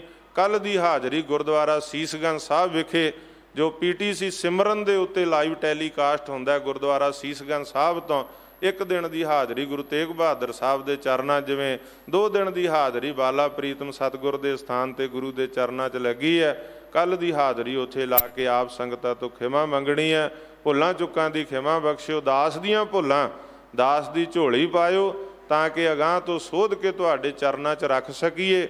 ਔਰ ਜੋ ਗੁਰਮਤਿ ਅਨੁਸਾਰ, ਬਾਣੀ ਅਨੁਸਾਰ ਜਿਹੜੇ ਬਚਨ ਸਤਿਗੁਰ ਨੇ ਕਰਵਾ ਲਏ ਆ, ਉਹਨੂੰ ਆਪਾਂ ਸਾਰਿਆਂ ਨੇ ਹਿਰਦੇ 'ਚ ਵਸਾਉਣ ਦੀ ਕੋਸ਼ਿਸ਼ ਕਰਨਾ। ਤਿਆਰ ਬਰ ਤਿਆਰ ਹੋਣਾ, ਬਾਣੀ ਬਾਣੇ ਦੇ ਧਾਰਨੀ ਔਰ ਗੁਰੂ ਕੇ ਸਿਧਾਂਤਾਂ, ਗੁਰੂ ਦੀਆਂ ਬਖਸ਼ਿਸ਼ਾਂ ਦੇ ਨਾਲ ਜੁੜਨਾ। ਝੁਕਾਓ ਸੀਸ ਸਤਿਗੁਰਾਂ ਨੂੰ ਤੇ ਗੱਜ ਕੇ ਫਤਿਹ ਬੁਲਾਓ। ਆਖੋ ਜੀ ਵਾਹਿਗੁਰੂ ਜੀ ਕਾ ਖਾਲਸਾ, ਵਾਹਿਗੁਰੂ ਜੀ ਕੀ ਫਤਿਹ।